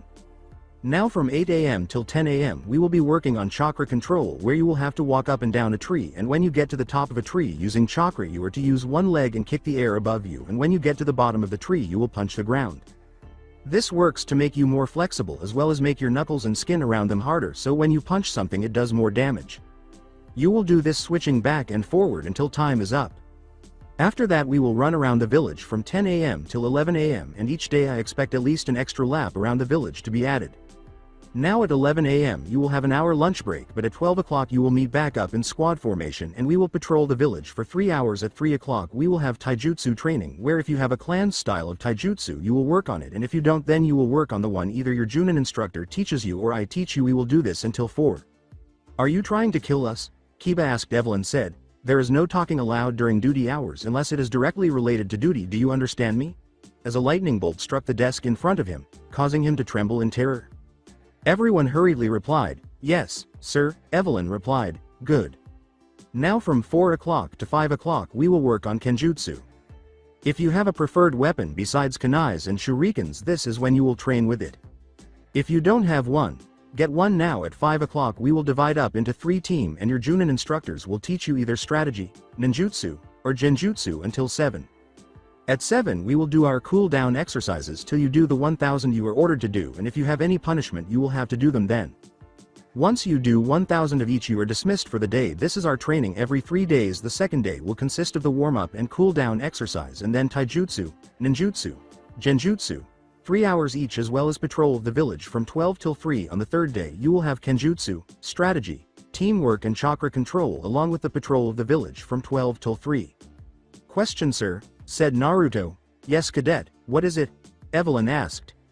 Naruto replied, "If we are doing patrol of the village between 12 and 3, what are the hours the other 2 teams are on patrol in case we have to contact them for an emergency?" Evelyn responded, "Good question. From 9 to 12 Squad 31 has patrol, and from 3 to 6 Squad 32 has patrol of the village. This will free up our other squads so they make rotate each of the other squads in and give them time off." "Troublesome," Shikamaru said. "Question, sir." In response, Evelyn said, "Yes, cadet, and keep chatter clear." Shikamaru responded, "When will we have our days off, and what are we being paid to do this?" Evelyn responded, "We do this with an 8 on 2 off schedule. Squad 31 will be off this Friday and Saturday.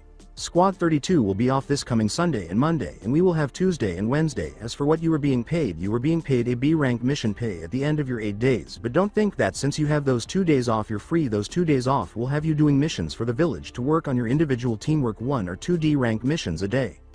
According to Asuma, this is only for the next month, so we can see which squad is ready to be ninja and which isn't. Depending on which squads pass and fail this test will decide on the change of the schedule. Do you all understand?" When Kiba saw Evelyn lifting her hand to shoot another lightning bolt at him, he waved his hand and said, "Yeah, this is going to be hell. Wait, sorry sir." Evelyn changed into a snake and slithered out of the room, shocking everyone except Naruto. She said, "Good, since it is 11 o'clock, let's get lunch, and then you are all to come to the castle to receive your uniform that you must wear for the next month." Dismissed. Slumping back in his chair, Naruto asked, "What's up, Teme?" as he glanced at every child departing save Sasuke and Sakura.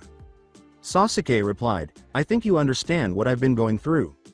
After giving it some thought, Sakura questioned Naruto, What are you talking about, Sasuke-kun?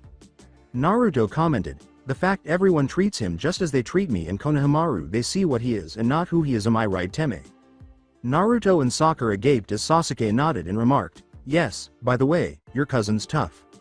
It was Sakura who said, you think Evelyn is tough? Naruto replied, wait, hold up, how the hell do you know she's my cousin? As far as I know, nobody knows about that. Last night when everyone showed up at the Uchiha estates, I kind of lost it and she confronted me, and as much as I hate to admit it, she beat the shit out of me and explained a few things to me, like how Eternia is not a country but an entire planet, Sasuke said, lifting his long-sleeved shirt to reveal a scar that Sakura recognized because she had one on her leg. Sasuke looked at Naruto and replied, relax, I know that both you and Sakura have been there before, and Sakura your personal bodyguard. How and when that happened I don't know, but I will keep quiet. As Sakura bit her lip, she asked, then are you thinking that since I'm his guard I can't go out with you?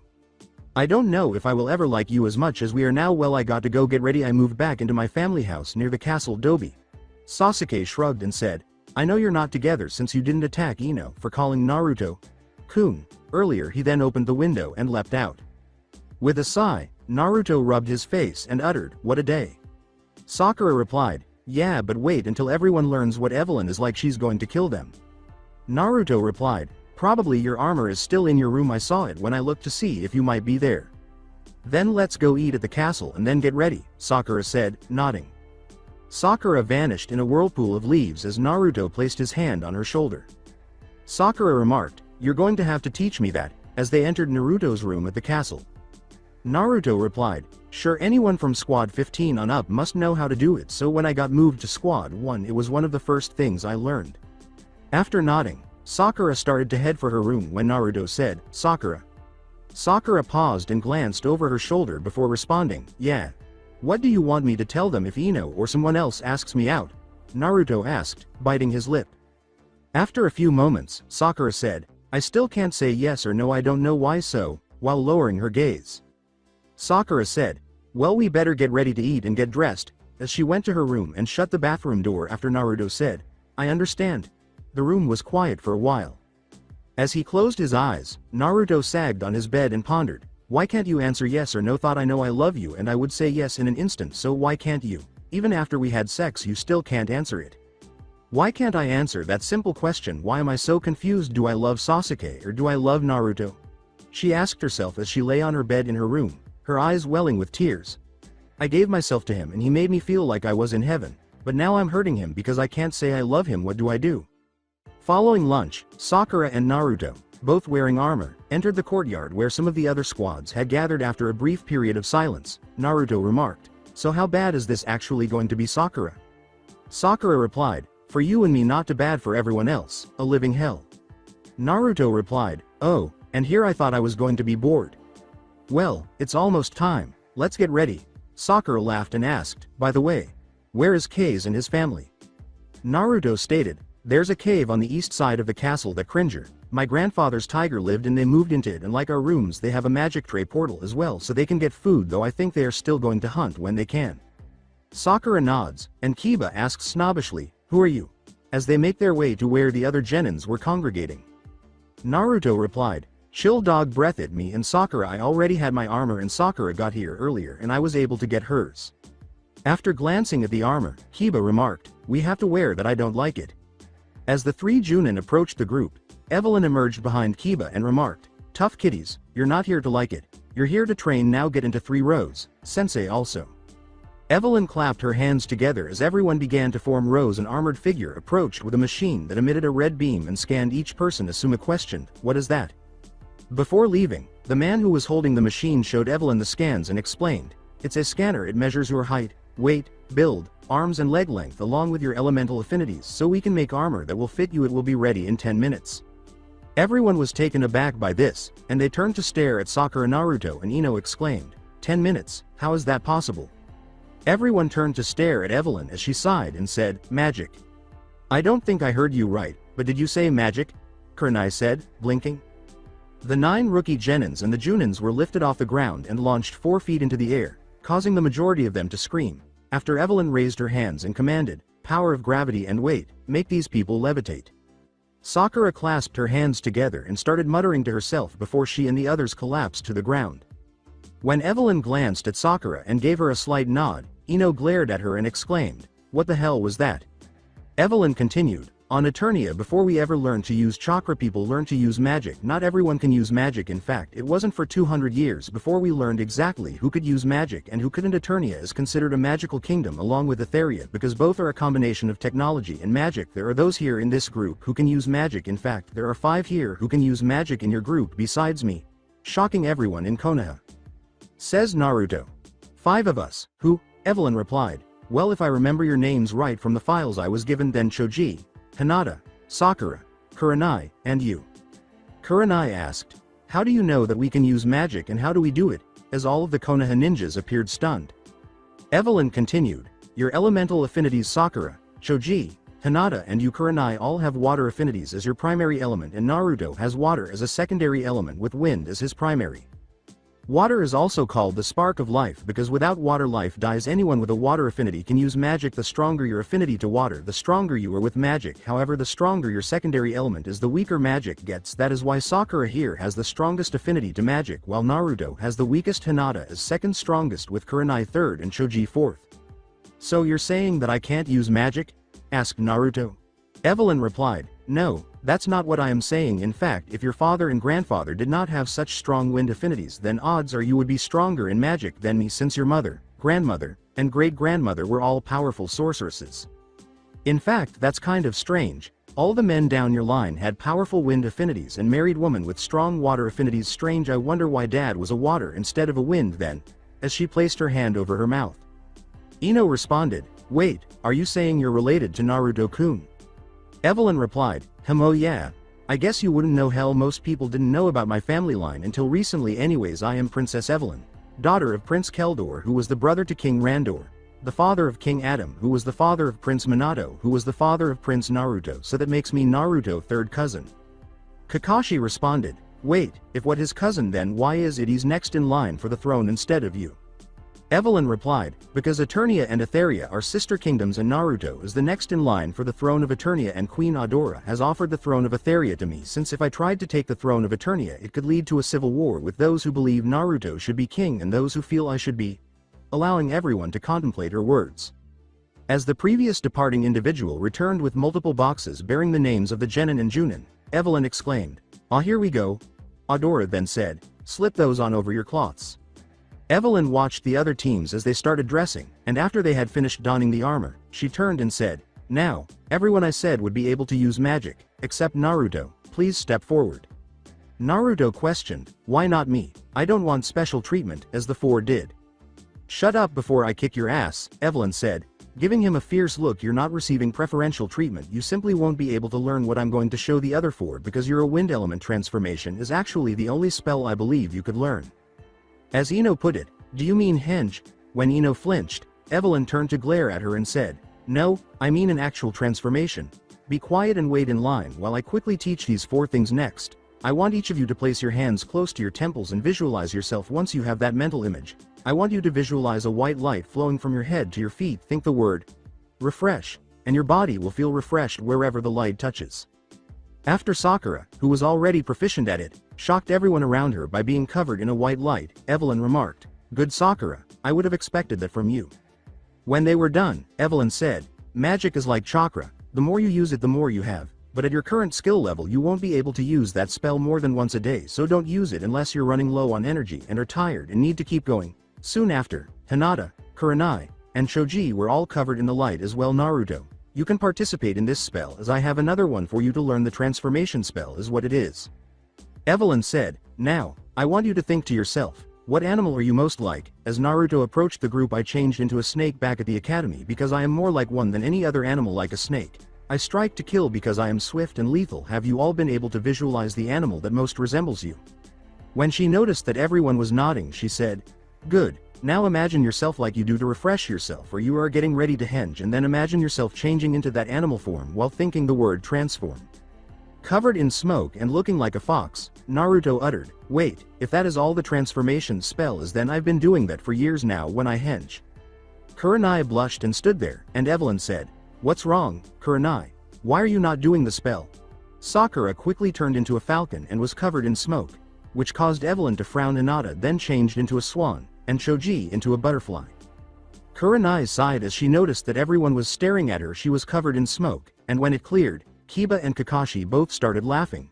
"What's so funny?" Ino asked. Kiba said, "She sees herself as a bitch," pointing to Kurenai. As Kurenai changed back, she said, "I am going to make your life hell, Kiba." She had a tick on her head. As everyone changed back, Evelyn said, "Okay, change back everyone." After they finished, Evelyn declared, "All right, I won't be teaching you any more magic spells. These were only a handful of easy spells that will come in handy later in life. We have 1 month left to train together, and I'll tell you something you're unaware of. Both Naruto and I are required to have a personal bodyguard because we are both in line for our respective kingdoms. Both Naruto and I will need to have a female and a male, respectively. In our kingdoms, the relationship between a personal bodyguard and a member of the royal family is regarded as sacred as a marriage bond because our bodyguards will know details about us that most people are unaware of. Both Naruto and I have now chosen our guards, but they must demonstrate their merit before they can be appointed. The bodyguards must be strong enough to protect members of the royal family because they are in charge of their safety. This means that if someone challenges you for the role of royal bodyguard, the person we select will need to demonstrate that they are strong enough to defeat them. The people of Eternia are aware of these regulations, and one of them might contest your authority to protect Naruto or me." As everyone gasped, Naruto turned to face Sasuke and remarked, "Teme, no wonder you knew I had asked Sakura to be my guard. The two we have chosen as our current protectors are Sakura Haruno and Uchiha Sasuke." Sakura's eyes widened, and Sasuke smirked as he said, "You might be a prince, but you're still a dobi." Kiba replied, "Wait, all we have to do is challenge Sasuke to be your bodyguard." Evelyn replied, "And a woman has to challenge Sakura to be Naruto guard." Kakashi replied, "If you don't mind me asking, but who were Minato-sensei and his father's guards?" Naruto continued, "Kushina Uzumaki, my mother was selected to be my father's guard and died from childbirth, and Tila, my grandmother, was my grandfather's bodyguard and she died shortly after giving birth to my father when the castle was attacked. Hopefully the mistakes of the past won't repeat history," as he turned towards Evelyn. "I'm sure it won't," Evelyn said. "After all, the past is the past, and I'm sure we both wanted to stay in the past so we can both live long, fulfilling lives." "Yes," Naruto replied, "I concur with that. Is there something I don't know about here?" Sasuke asked, glancing at Naruto and Adora.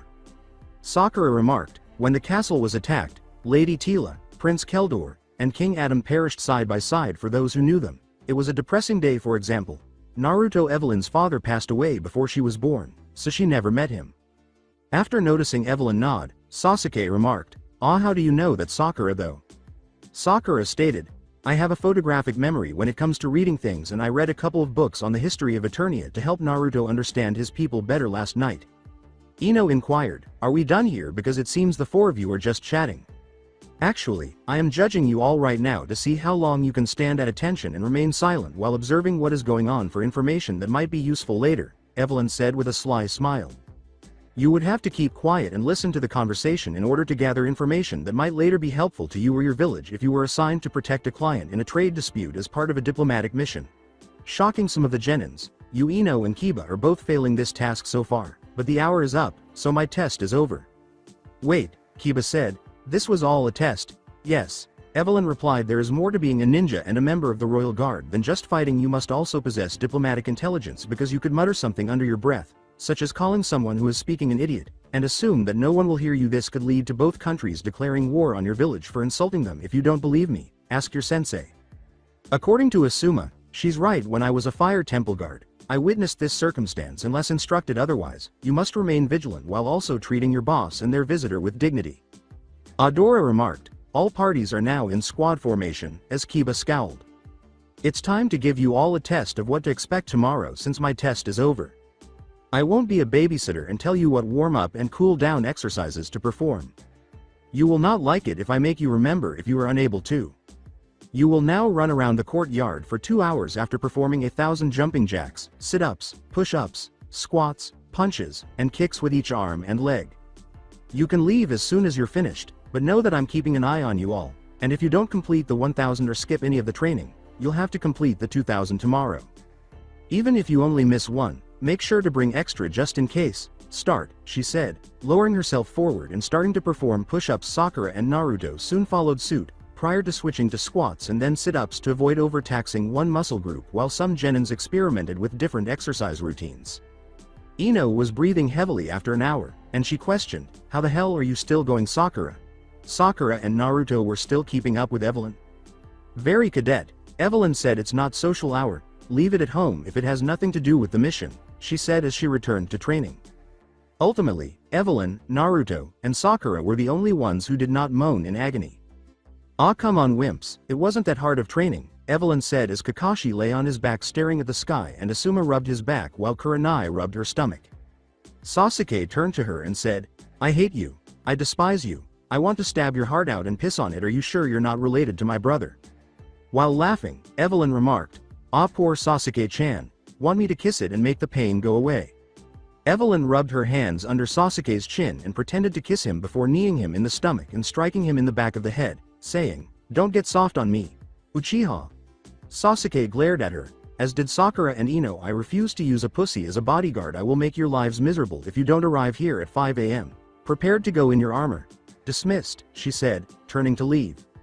As he put his hand on Sakura's shoulder and shushed away with her, Naruto heard all of the Genin and Junin groans and said, "Welcome to my world." Upon seeing them outside Sakura's house, she remarked, "It's weird coming here." Naruto remarked, "Your mother must be concerned about you." Before Sakura could respond, he departed in a whirl of leaves, saying, "Good night, Sakura, I'll see you tomorrow." Sakura entered her home and lowered the hand she had begun to raise. "What's going on, dear? Why are you wearing that armor?" she asked Sakura as she entered the house, took off her helmet, and entered the living room where her mother was. Sakura stated, "Since we have a new alliance with Eternia, they decided to change the way things are done with Genins over the next month. We are all going to be joint trained by both the Royal Guard and Junin Sensei, and then the 9 who show the best skills will become ninja while the others that don't will become part of the new Konoha police force." Suki replied, "I see, that does sound like a good idea to make it where we have a bigger police force and to make sure our ninja gets stronger. We have to be at the castle for training at 5 a.m, so I got to get up at 4, Sakura said, nodding and shifting her shoulder. With a nod, Suki asked, "So have you figured out anything about your problem?" Sakura sat down and replied, "No, I've talked to them both today and Sasuke doesn't seem like he cares at all, and then he's been a gentleman to me and everything, but I notice others are starting to look at him." Suki replied, "I see, greed makes people like that." Sakura asked, her eyes widening for a moment, "What do you mean, Mom?" "When you see him again, tell him I'm sorry," Suki said with a sorrowful smile. "What are you talking about, Mom?" Sakura scowled. "Express your apologies to the person. I may be getting on in years, dear, but I'm not stupid," Suki sighed. "I don't know if he told you, but when you invited your class over for your birthday party, I stopped him at the door and told him not to come because it had only been a few years since your father died for being a fool. I admit that I was a fool like most of the people in this village, and I blamed him for something he didn't do. That was the only person I know of who ever treated you like a princess and would stop at nothing to make you happy, because I realized how big of a mistake I had made after he was gone. I never allowed you to have a large party again. As soon as he saw me, he would quickly leave the area, so even though I tried to apologize, I must have hurt him more than I realized." "So you know," Sakura said, casting a downward glance. "I found this on your bed when I took your cloths to your room. I guess when you must have grabbed a hold of it during some time. By the way, you ripped the roots out." Suki laughed as she took a blonde hair out of her pocket. Sakura said, "Mom," with a mortified expression. "He's a good kid." Suki sighed. "I won't mind if you choose to be with him, but please hold off on making me a grandmother. I'd prefer to wait until I'm gray before worrying about grandchildren." "I still don't know what to do," Sakura sighed. "Although I do care for him, I don't feel the same way about Sasuke, and I'm afraid that what I'm feeling is either love, respect, or just a simple crush on either of them. What happens if I choose incorrectly?" Suki stated, "Life's about learning from our mistakes. You remember when I said every woman makes that mistake at one point in our lives? I was engaged to someone I had dated for 2 years, and he was everything I could ever hope for, rich, powerful, and good looking. But after those 2 years of waiting for the fireworks or the passion I always dreamed would be there never came. I made myself the model fiancé copyright to him by dressing the way he liked, eating the foods he liked, learning about things he was interested in, and acting like he wanted me to." Sakura looked at her mother with interest and nodded her head. "After 2 months of continuing to be who he wanted me to be, I became weary of it because I felt empty inside without him to witness it. I started going to a tea house to drink tea, which he detested because it put him to sleep. I made some new friends there, including Ino's mother. It was supposed to take 18 months for us to get married when he returned. Sakura listened while sitting with her legs tucked under her. Suki went on. I started running in the morning after realizing I was gaining a few pounds. I met your father while out for a morning run. Sakura remarked. So what happened next? Well, Suki said with a smile, your father actually broke his ankle after falling in a hole. When I first ran by, he was sitting on the ground tending to his ankle. When I returned on my second run, he was still there, crying, and I felt bad for him, so I assisted him in getting to the hospital. He asked me out to tea as a thank you after he got his leg in a cast, and I accepted. We continued to spend time together, and 6 months later I found out I was 1 month pregnant with you. Suki asked, what happened with your fiancé? Copyright, as Sakura's eyes widened.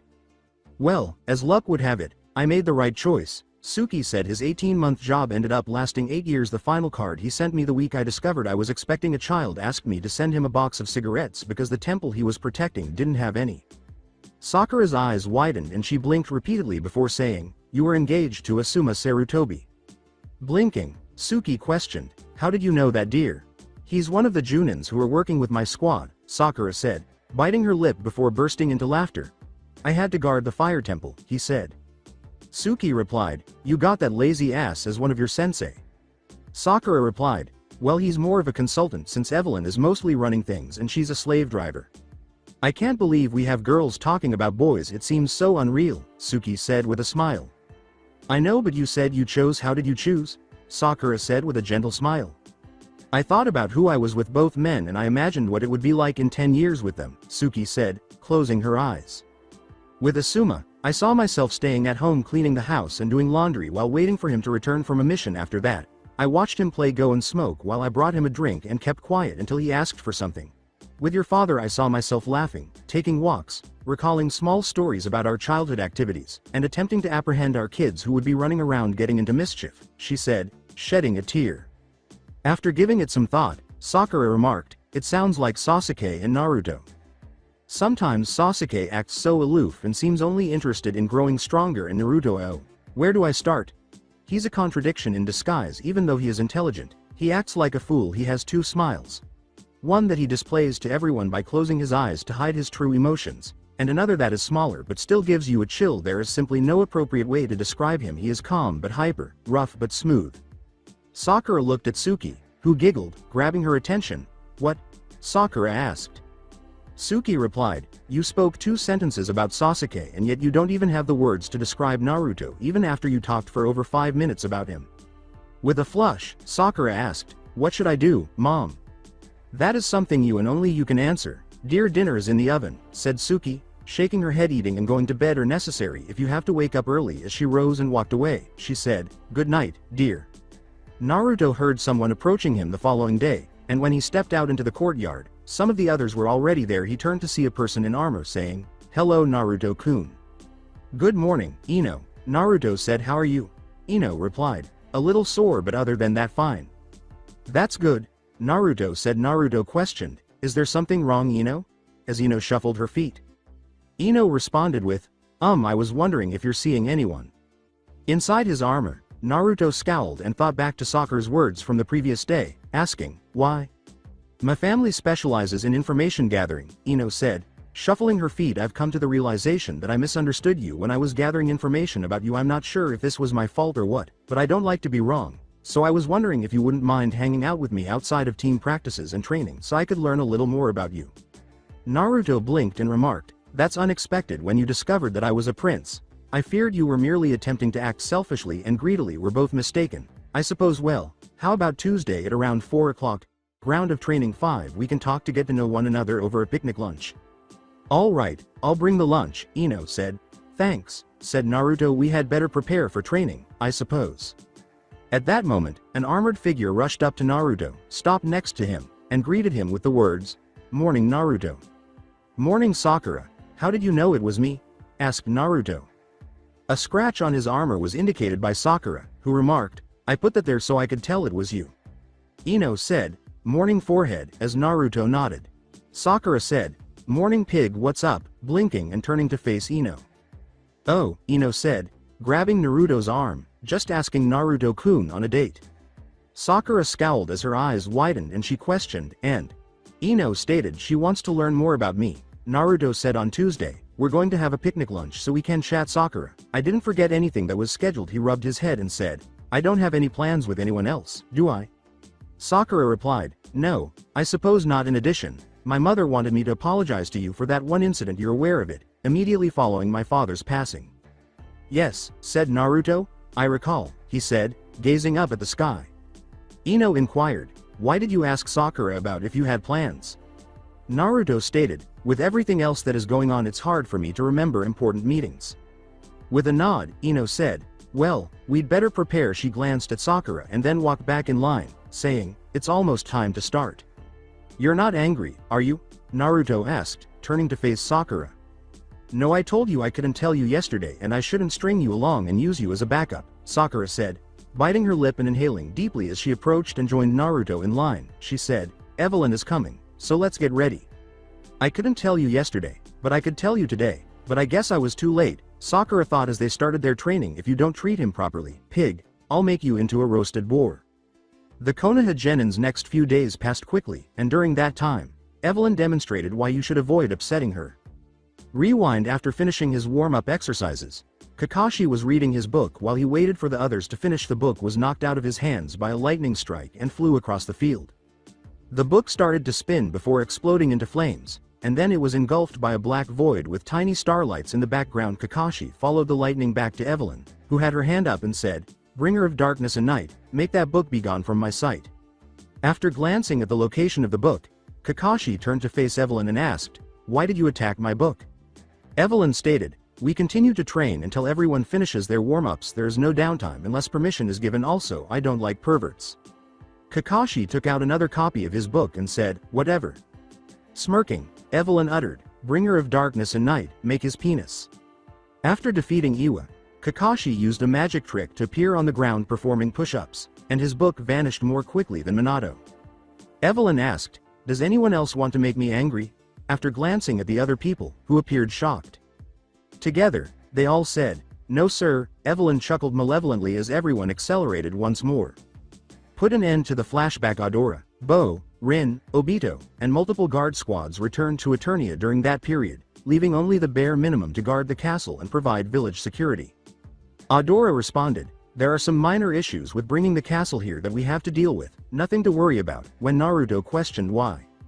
When the time for Naruto and Ino's lunch date came, Naruto waited for her for 2 hours at the training ground before sending a clone to the Ino family store. The Cage Bunshin entered after the clone arrived and saw Ino seated behind the counter. Oh hey Naruto, sorry about our lunch date. Dad had an important mission come up and I had to work at our family shop, Ino said. With a smile on his face, the clone remarked, I see. Well, we can do it again sometime because it wasn't a romantic date, just a chance to get to know each other. With a phony smile, Ino said, yeah again I'm sorry. The clone went up in smoke, saying, it's alright. Well, I better let the boss know. He's still at the training ground waiting in case you showed up. Ino's eyes went wide and she frowned and thought, I should have sent a message to him. It would have only took a few minutes. Damn it. Was I really hoping for a romantic date or to honestly get to know him? Maybe I should back off and take things slow. I don't want to repeat what happened with Sasuke and any more of my friends, and with Forehead being his personal guard. If I hurt him I'll lose any chance of friendship we might ever have again. Naruto returned to the castle after receiving the memories from the clone and started reading more of the books in his ever-expanding library. This was the course of events for the following 3 weeks. When Suki questioned Sakura about why she hadn't told Naruto about her affair with Ino, Sakura responded, I don't want him to think I'm using him as a rebound, and I don't want people to think I'm stealing him from Ino. Naruto deserves a chance to gain happiness and I won't stop him from it. Suki nods, but that doesn't mean that Naruto and Sakura didn't spend a lot of time together. In fact, today we find Sakura reading aloud from a book in Naruto's room in the castle while Naruto appears to be sleeping overhead, listening to Sakura read to him and asking him questions about what she read to check if he remembers the details. When his room's door was knocked on, Naruto yelled, enter. Evelyn and Sasuke entered through the open door, and as she gazed at Sakura, Evelyn remarked, levitation practice. Sakura replied, yeah, I'm trying to increase my magic powers and my ability to multitask, so I'm helping Naruto learn about the history of both your kingdoms by questioning him since his eyes are tired from reading so much. Sasuke replied, I still can't believe you wear glasses, Dobi. Looking down at Sasuke and Evelyn, who was grinning while Sasuke was flushed, Naruto snorted and uttered, Bite me Teme, so what's up? I figure Evelyn would be raping your ass again. Sasuke remarked, at least I'm getting some dobi. Naruto sighed and said, true, but I rather have it when me and the woman I'm with can enjoy it instead of having lightning bolts shoved up my ass. If I refuse, that's what you get for getting a sadistic bitch like Evelyn here for a girlfriend. True, and I gladly admit I am a sadistic bitch, but only the best could handle working under me, Evelyn said, in response to Sasuke's scowl. Sakura grinned as she said, or on top of you. In fact, Sasuke and Naruto both flipped in midair to stare at Sakura in disbelief, and Evelyn started laughing. Evelyn replied, so you finally decided to tell the baka here that you like him? With a frown, Sakura remarked, it's complicated, so what did you both come here for? Evelyn replied, all jokes aside, have you noticed that nobody who has returned to Eternia has returned, or that none of us have yet to be told what's really going on? I mean, it doesn't seem right, especially with me being a squad leader, much less our royal status. Yeah, I've even tried to sneak back to Eternia to find out what's going on, but I've been locked out of the system. Sakura sat Naruto down on the bed, and he sat up, looked at her, and said, I could sneak into Grayskull if I wanted to, but for some reason I feel that would be the worst thing I could do. Evelyn inquired, how can you get into Grayskull when you can't even get to Eternia? When Naruto looked next to his bed, Evelyn said, the Sword of Power. It sounded more like a query than a response. Naruto looked at himself in contemplation prior to saying, I don't know why, but every once in a while I will get dreams or memories of things I've never done before, or should know. I know that somehow the Sword of Power could take me to Grayskull from another world, but I don't know how I know this or how it would do it. Sasuke narrowed his eyes and remarked, you know something, don't you, Sakura? As Sakura bit her lip and turned away. Everyone looked at Sakura, who pretended to be innocent as she asked, what do you mean? Sasuke gave her a deadpan expression and Sakura replied, I do know things, and I might have an idea as to what really is going on as well on Eternia, but I could be wrong about that. Sorceress told me when we first went to Eternia I shouldn't be saying anything since only a few of us know the truth, or at least part of the truth. What do you think, Naruto? You think it's why we came here so early, don't you? Said Naruto, scowling. Sakura responded, maybe that's the part I'm not sure about, but I do know why you know things you shouldn't. It's one of the reasons it's so hard for me to admit I like you even after I know that Sasuke and Evelyn are together, especially after we caught them together. Naruto replied, perhaps we should all get on the same page. I mean, I know things none of you know or know that I know. Sakura knows things I don't know, and I bet Evelyn here knows things neither of us know, and Sasuke knows nothing but what we've told him, and if you're right about what you think is going on, then he needs to know to protect Evelyn, since I don't know if she could face him or if even I could face him. Sasuke said, what are you talking about? As Evelyn and he both narrowed their eyes. Sakura nodded and Naruto replied, Evelyn, you and Sasuke both know that Sakura and I have been to Eternia before. What you may or may not know is it was from several months in the future. Evelyn replied, you used the cosmic key to come back in time. Why, I mean, I know that it can do it since it can send a person anywhere or anyone, but we hardly ever actually send anyone back in time, so what was so important to come back to now? The thought crossed Sasuke's mind, they can go back in time, maybe they can save my clan. Naruto stated, in a few months Sasuke, Sakura, and I were sent on a mission to Wave Country. While there I made a friend that was our enemy apprentice, and during the battle to protect our client I shoved my friend out of the way of Kakashi-sensei attack and received an assassination jutsu called Chidori to the chest bow, and Adora appeared then, and Adora brought me to Castle Grayskull to save my life, and for some unknown reason Sakura followed me. Sakura pursed her lips and said, I know why I followed you, Naruto. It's part of what Sorceress told me after she purified Kyuubi and saved your life. Sasuke replied, purified? I thought you didn't have the Kyuubi ever. Naruto stated, that's what we wanted Konoha to think, so they would get over their hate of me, especially if we want to save Konoha from what's coming. It's still in me, but it can't hurt me anymore or become free. I've already absorbed his power and made it my own, but his soul is still there and is slowly being destroyed. I hope neither of you hate me for him. To which Sasuke replied, no, I can understand and I won't tell. Evelyn replied, I won't either. I've only met a couple here I can even stand. I keep having to keep myself from just destroying them all. So what's going on and why come back? Naruto replied, well, we trained for several months there. Actually, Sakura was in your squad and I was in another squad, but things between you and me were different. Sakura grumbles as she says, long story short on that, Adora and Sorceress wanted us to keep our identities a secret so Naruto could get stronger and be able to learn about Eternia while not having people suck up to him for power. Also Bo, who had stayed here, was in Konoha when it was destroyed and he was killed. His cosmic key controller was stolen. They kept this a secret from us all, and because they kept all these secrets you sort of felt you were being discarded since they hadn't talked to you about Naruto or about the idea of having you both rule a kingdom. What happened? I know I'm too much like my mother not to have done something, Evelyn said with a frown. Naruto stated, since you felt you were being discarded, especially over what happened with the deal that you made to prove you weren't evil like you mom and dad, and what happened with my parents, you sort of tried to secure your position through other means. According to Sasuke, what other means, Dobi?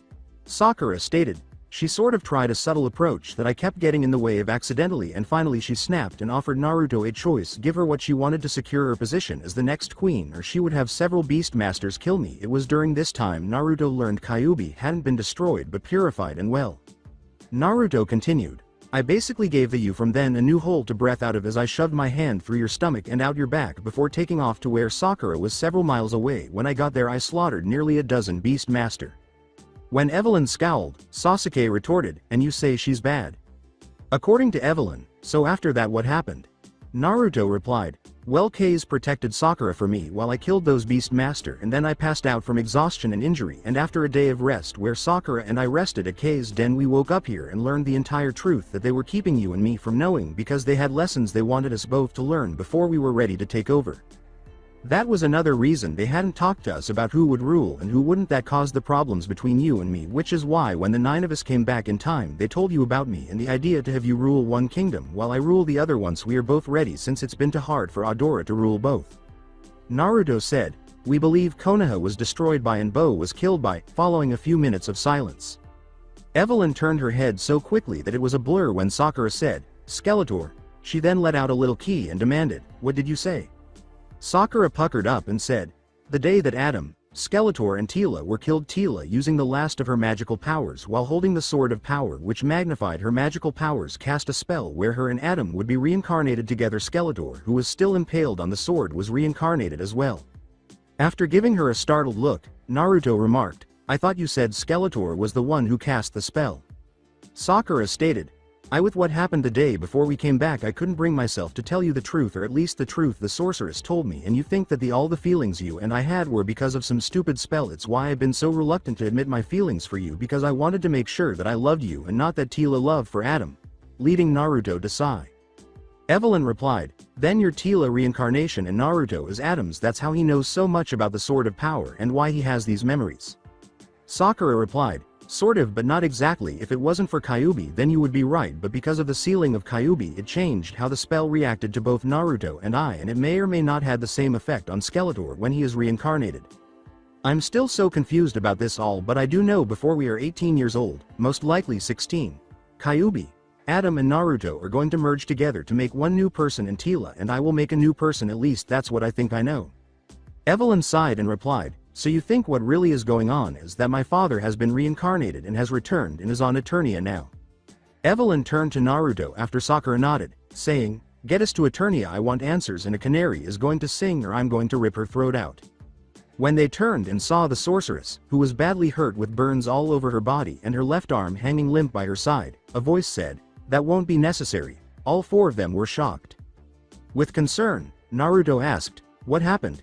As he hurried to assist the sorceress in settling into a chair. Sakura questioned, what happened? Are you going to be okay? After she had sat down.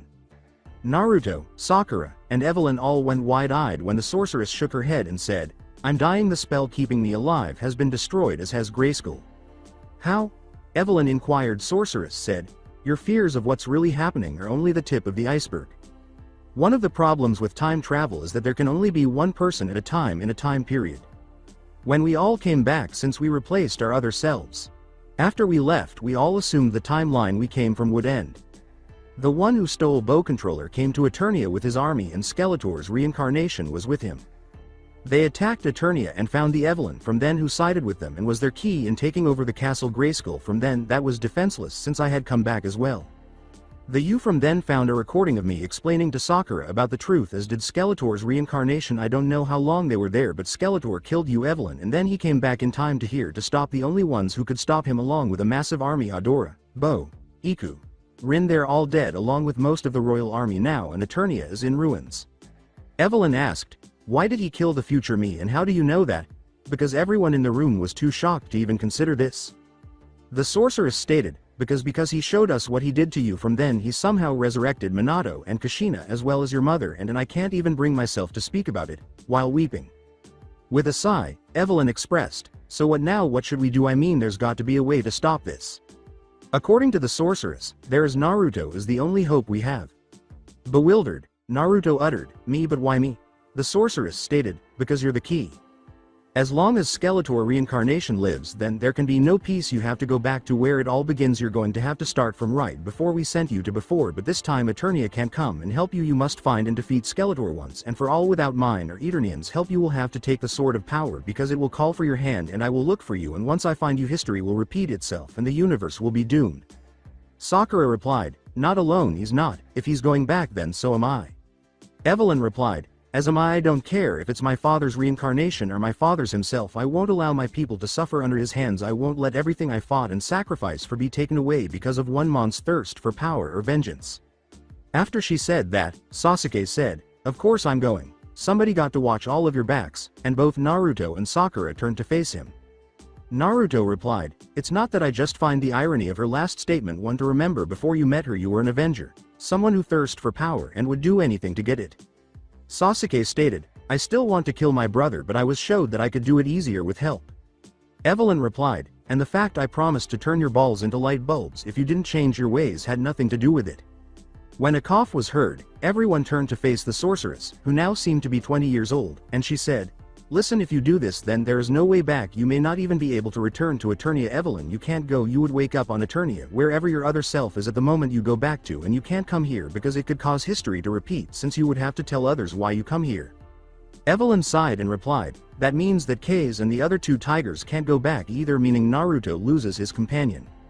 Sasuke was frowning as Naruto looked at Evelyn. You will go back, as will Kase and his family.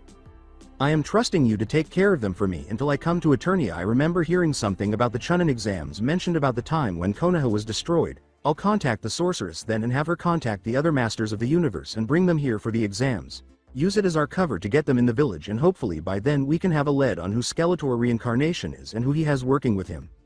Evelyn said, sounds good. I can work with Kase and his family since he can speak human and get them up to speed, as Sasuke grinned a little. As Sasuke put it, sounds like a plan, Dobi. Naruto looks up and nods. We are the master of the universe. We will protect Eternia, Grayskull, our friends, family, and each other. A person only truly becomes strong when they are protecting that which is precious to them. I make this vow to you. We will end this once and for all. The sorceress grinned and reached for the controller. I preset it before I came here. Press the red button and it will open a portal to the past. You must hurry. They could be here at any time. I'm going to use the last of my strength to try and give you the time you need to leave go. With a nod, Naruto said, goodbye, Granny. He gave her a tearful embrace before grabbing the Sword of Power and donning it as well. The others were staring at him when he turned, and he exclaimed, what? Nothing. So are we ready to go? Evelyn asked. After he created 5 cage bunchins, who fled, Naruto said, no, not yet. Sakura, come with me. Sasuke, go with Evelyn and grab anything you might need since we can't come back, but no blasters. Meet in the library as soon as you can. He then took Sakura's hand and shushed away. When they arrived in front of Sakura's house, she blinked, and Naruto asked, is your mom here? Sakura inquired, why? Naruto replied, because you told me how your mom and you were closer than you ever have. It's only right you get to keep that relationship. With a slight grin. Sakura kissed him, her eyes widening, and then she ran into the house and yelled, MOM. Naruto said, hey, sorry we don't have much time, but something has happened and you need to come with us quickly, as Suki emerged from the kitchen to find Sakura and Naruto there. Sakura said to Suki, please, Mom, it's important. According to Suki, all right, we're to, just hold my hand, I'll take us there, Naruto said. I'm sorry, Suki said. Nodding, Sakura took Naruto's other hand and they shuffled away as he said, I forgave you long ago. When they arrived at the library, Naruto noticed that a bookshelf had been moved. He said, come on, and proceeded down a flight of stairs and through the unveiled door. What is this place? I never knew it existed, said Evelyn, who was looking around when he arrived and saw Sasuke with a sword and a whip on his hip. Naruto replied, man-at-arms workshop, and only I can get in here. When Naruto noticed that his clones had brought Kase, his mate, and his cub back, he inquired, did they tell you yet, Kase? With a nod, Kase answers, yes, and we are ready, your majesty. After nodding, Naruto strode over and kicked a glass display case, breaking the glass. He then threw the staff to Sakura and said, Sakura, catch. He then produced a small bag and a clone gave him a scroll. When Naruto noticed Suki looking around, he said, "Mrs. Haruno, I need you to believe what I am about to tell you. My kingdom has recently been attacked by an invading army. I can't tell you anything else right now, but Sakura can. Once we get where we are going, I couldn't separate Sakura from her mom, so I ask you to please come with us and trust us." "All right, I trust you," Suki said, glancing at Sakura. With a nod, Naruto presses the red button on the controller and throws it to a clone. Music plays as a tunnel appears, and he says, "Okay, let's go," as he dashes into it. Sakura grabbed Suki's hand and ran into the tunnel with the staff Naruto gave her, while Sasuke snorted and remarked, "Always leaping before you look doby." After they parted ways, Sasuke turned to face Evelyn, who had kissed him, and said, "Protect them for me." Sasuke replied, "I will, but you take care of yourself. You're the first I've cared for since my family was killed. I don't want to lose you also." With a smile on her face, Evelyn took his hand and hurried into the tunnel, saying, "You won't, let's go." Once they were gone, kunais struck each clone, destroying them. Mizuki thought, "Foolish, sending those men to do attacks on villages in Eternia drew all their protection away, allowing me to fool them into thinking leaving the life they had here and starting over would be better than staying and fighting. Thank you, master. Now they have lost all the protection they had here and gives me the time to get my revenge on you, Naruto." As the sorceress left the step tunnel, she lowered her hand and was covered in smoke, revealing Mizuki. Naruto heard someone knocking on his door. As he woke up, he blinked, glanced around, and saw that he was wearing the same clothes and carrying the sword of power. When he entered the portal, he got up, realized it was 3 in the morning, and proceeded to the door. An entire Anbu squad was waiting at his door. When he opened it, he asked, looking perplexed, "Can I help you?" "Naruto Uzumaki, the Hokage has sent us to retrieve you," declared an Anbu wearing a Neko mask. Naruto wiped his face and yawned, blinking and saying, Sure, what does the old man want?" Neko replied, "I do not know, you are to come with us." As Naruto entered the hallway, he nodded and said, "Sure." Then, as he felt a pair of handcuffs slide over his hands, he was slammed to the ground and yelled, "Hey, what the hell?" Neko replied, "I'm sorry, Naruto, but we have orders to arrest you and bring you in." As Naruto put it, "On what charge? What the hell's going on?" Neko put her hand on his shoulder and said, "You will find out when we get to the Hokage office." She then quietly left with the other 3 Anbu squad members. They showed up in the Hokage's office, where Kaharu, Hamaru, and Danzo were seated on the office chairs and the Sandaime was seated at his desk. "What's going on? Why am I being treated like a criminal? Will someone tell me what's going on?" asked Naruto upon seeing this. The Sandaime responded, "Naruto, I've received a report claiming they saw you breaking in and stealing cloths and supplies, including a weapon from a shinobi supply store. The cloths you were wearing match the cloths and the sword on your back matches the sword that was taken. I give you one chance to explain where you got those cloths and the sword. Do not joke around on this." Naruto looked at him and replied, "I don't know who told you that story, but it's bullshit. I got the cloths as well as the sword from a scroll I have. The scroll was recently given to me, which was left in the hands of a trusted individual until they felt I was ready for them." Danzo replied, "What bullshit is this? No one would leave a scroll to him. He's trying to distract us to cover the fact he attacked the store owner and put him in the hospital." Yamanaka-san entered the man's mind and claimed he saw Naruto attacking the man. Naruto replied, "Oh, and how exactly did I supposedly attack him?" According to Danzo, the Kagebunshin no Jutsu.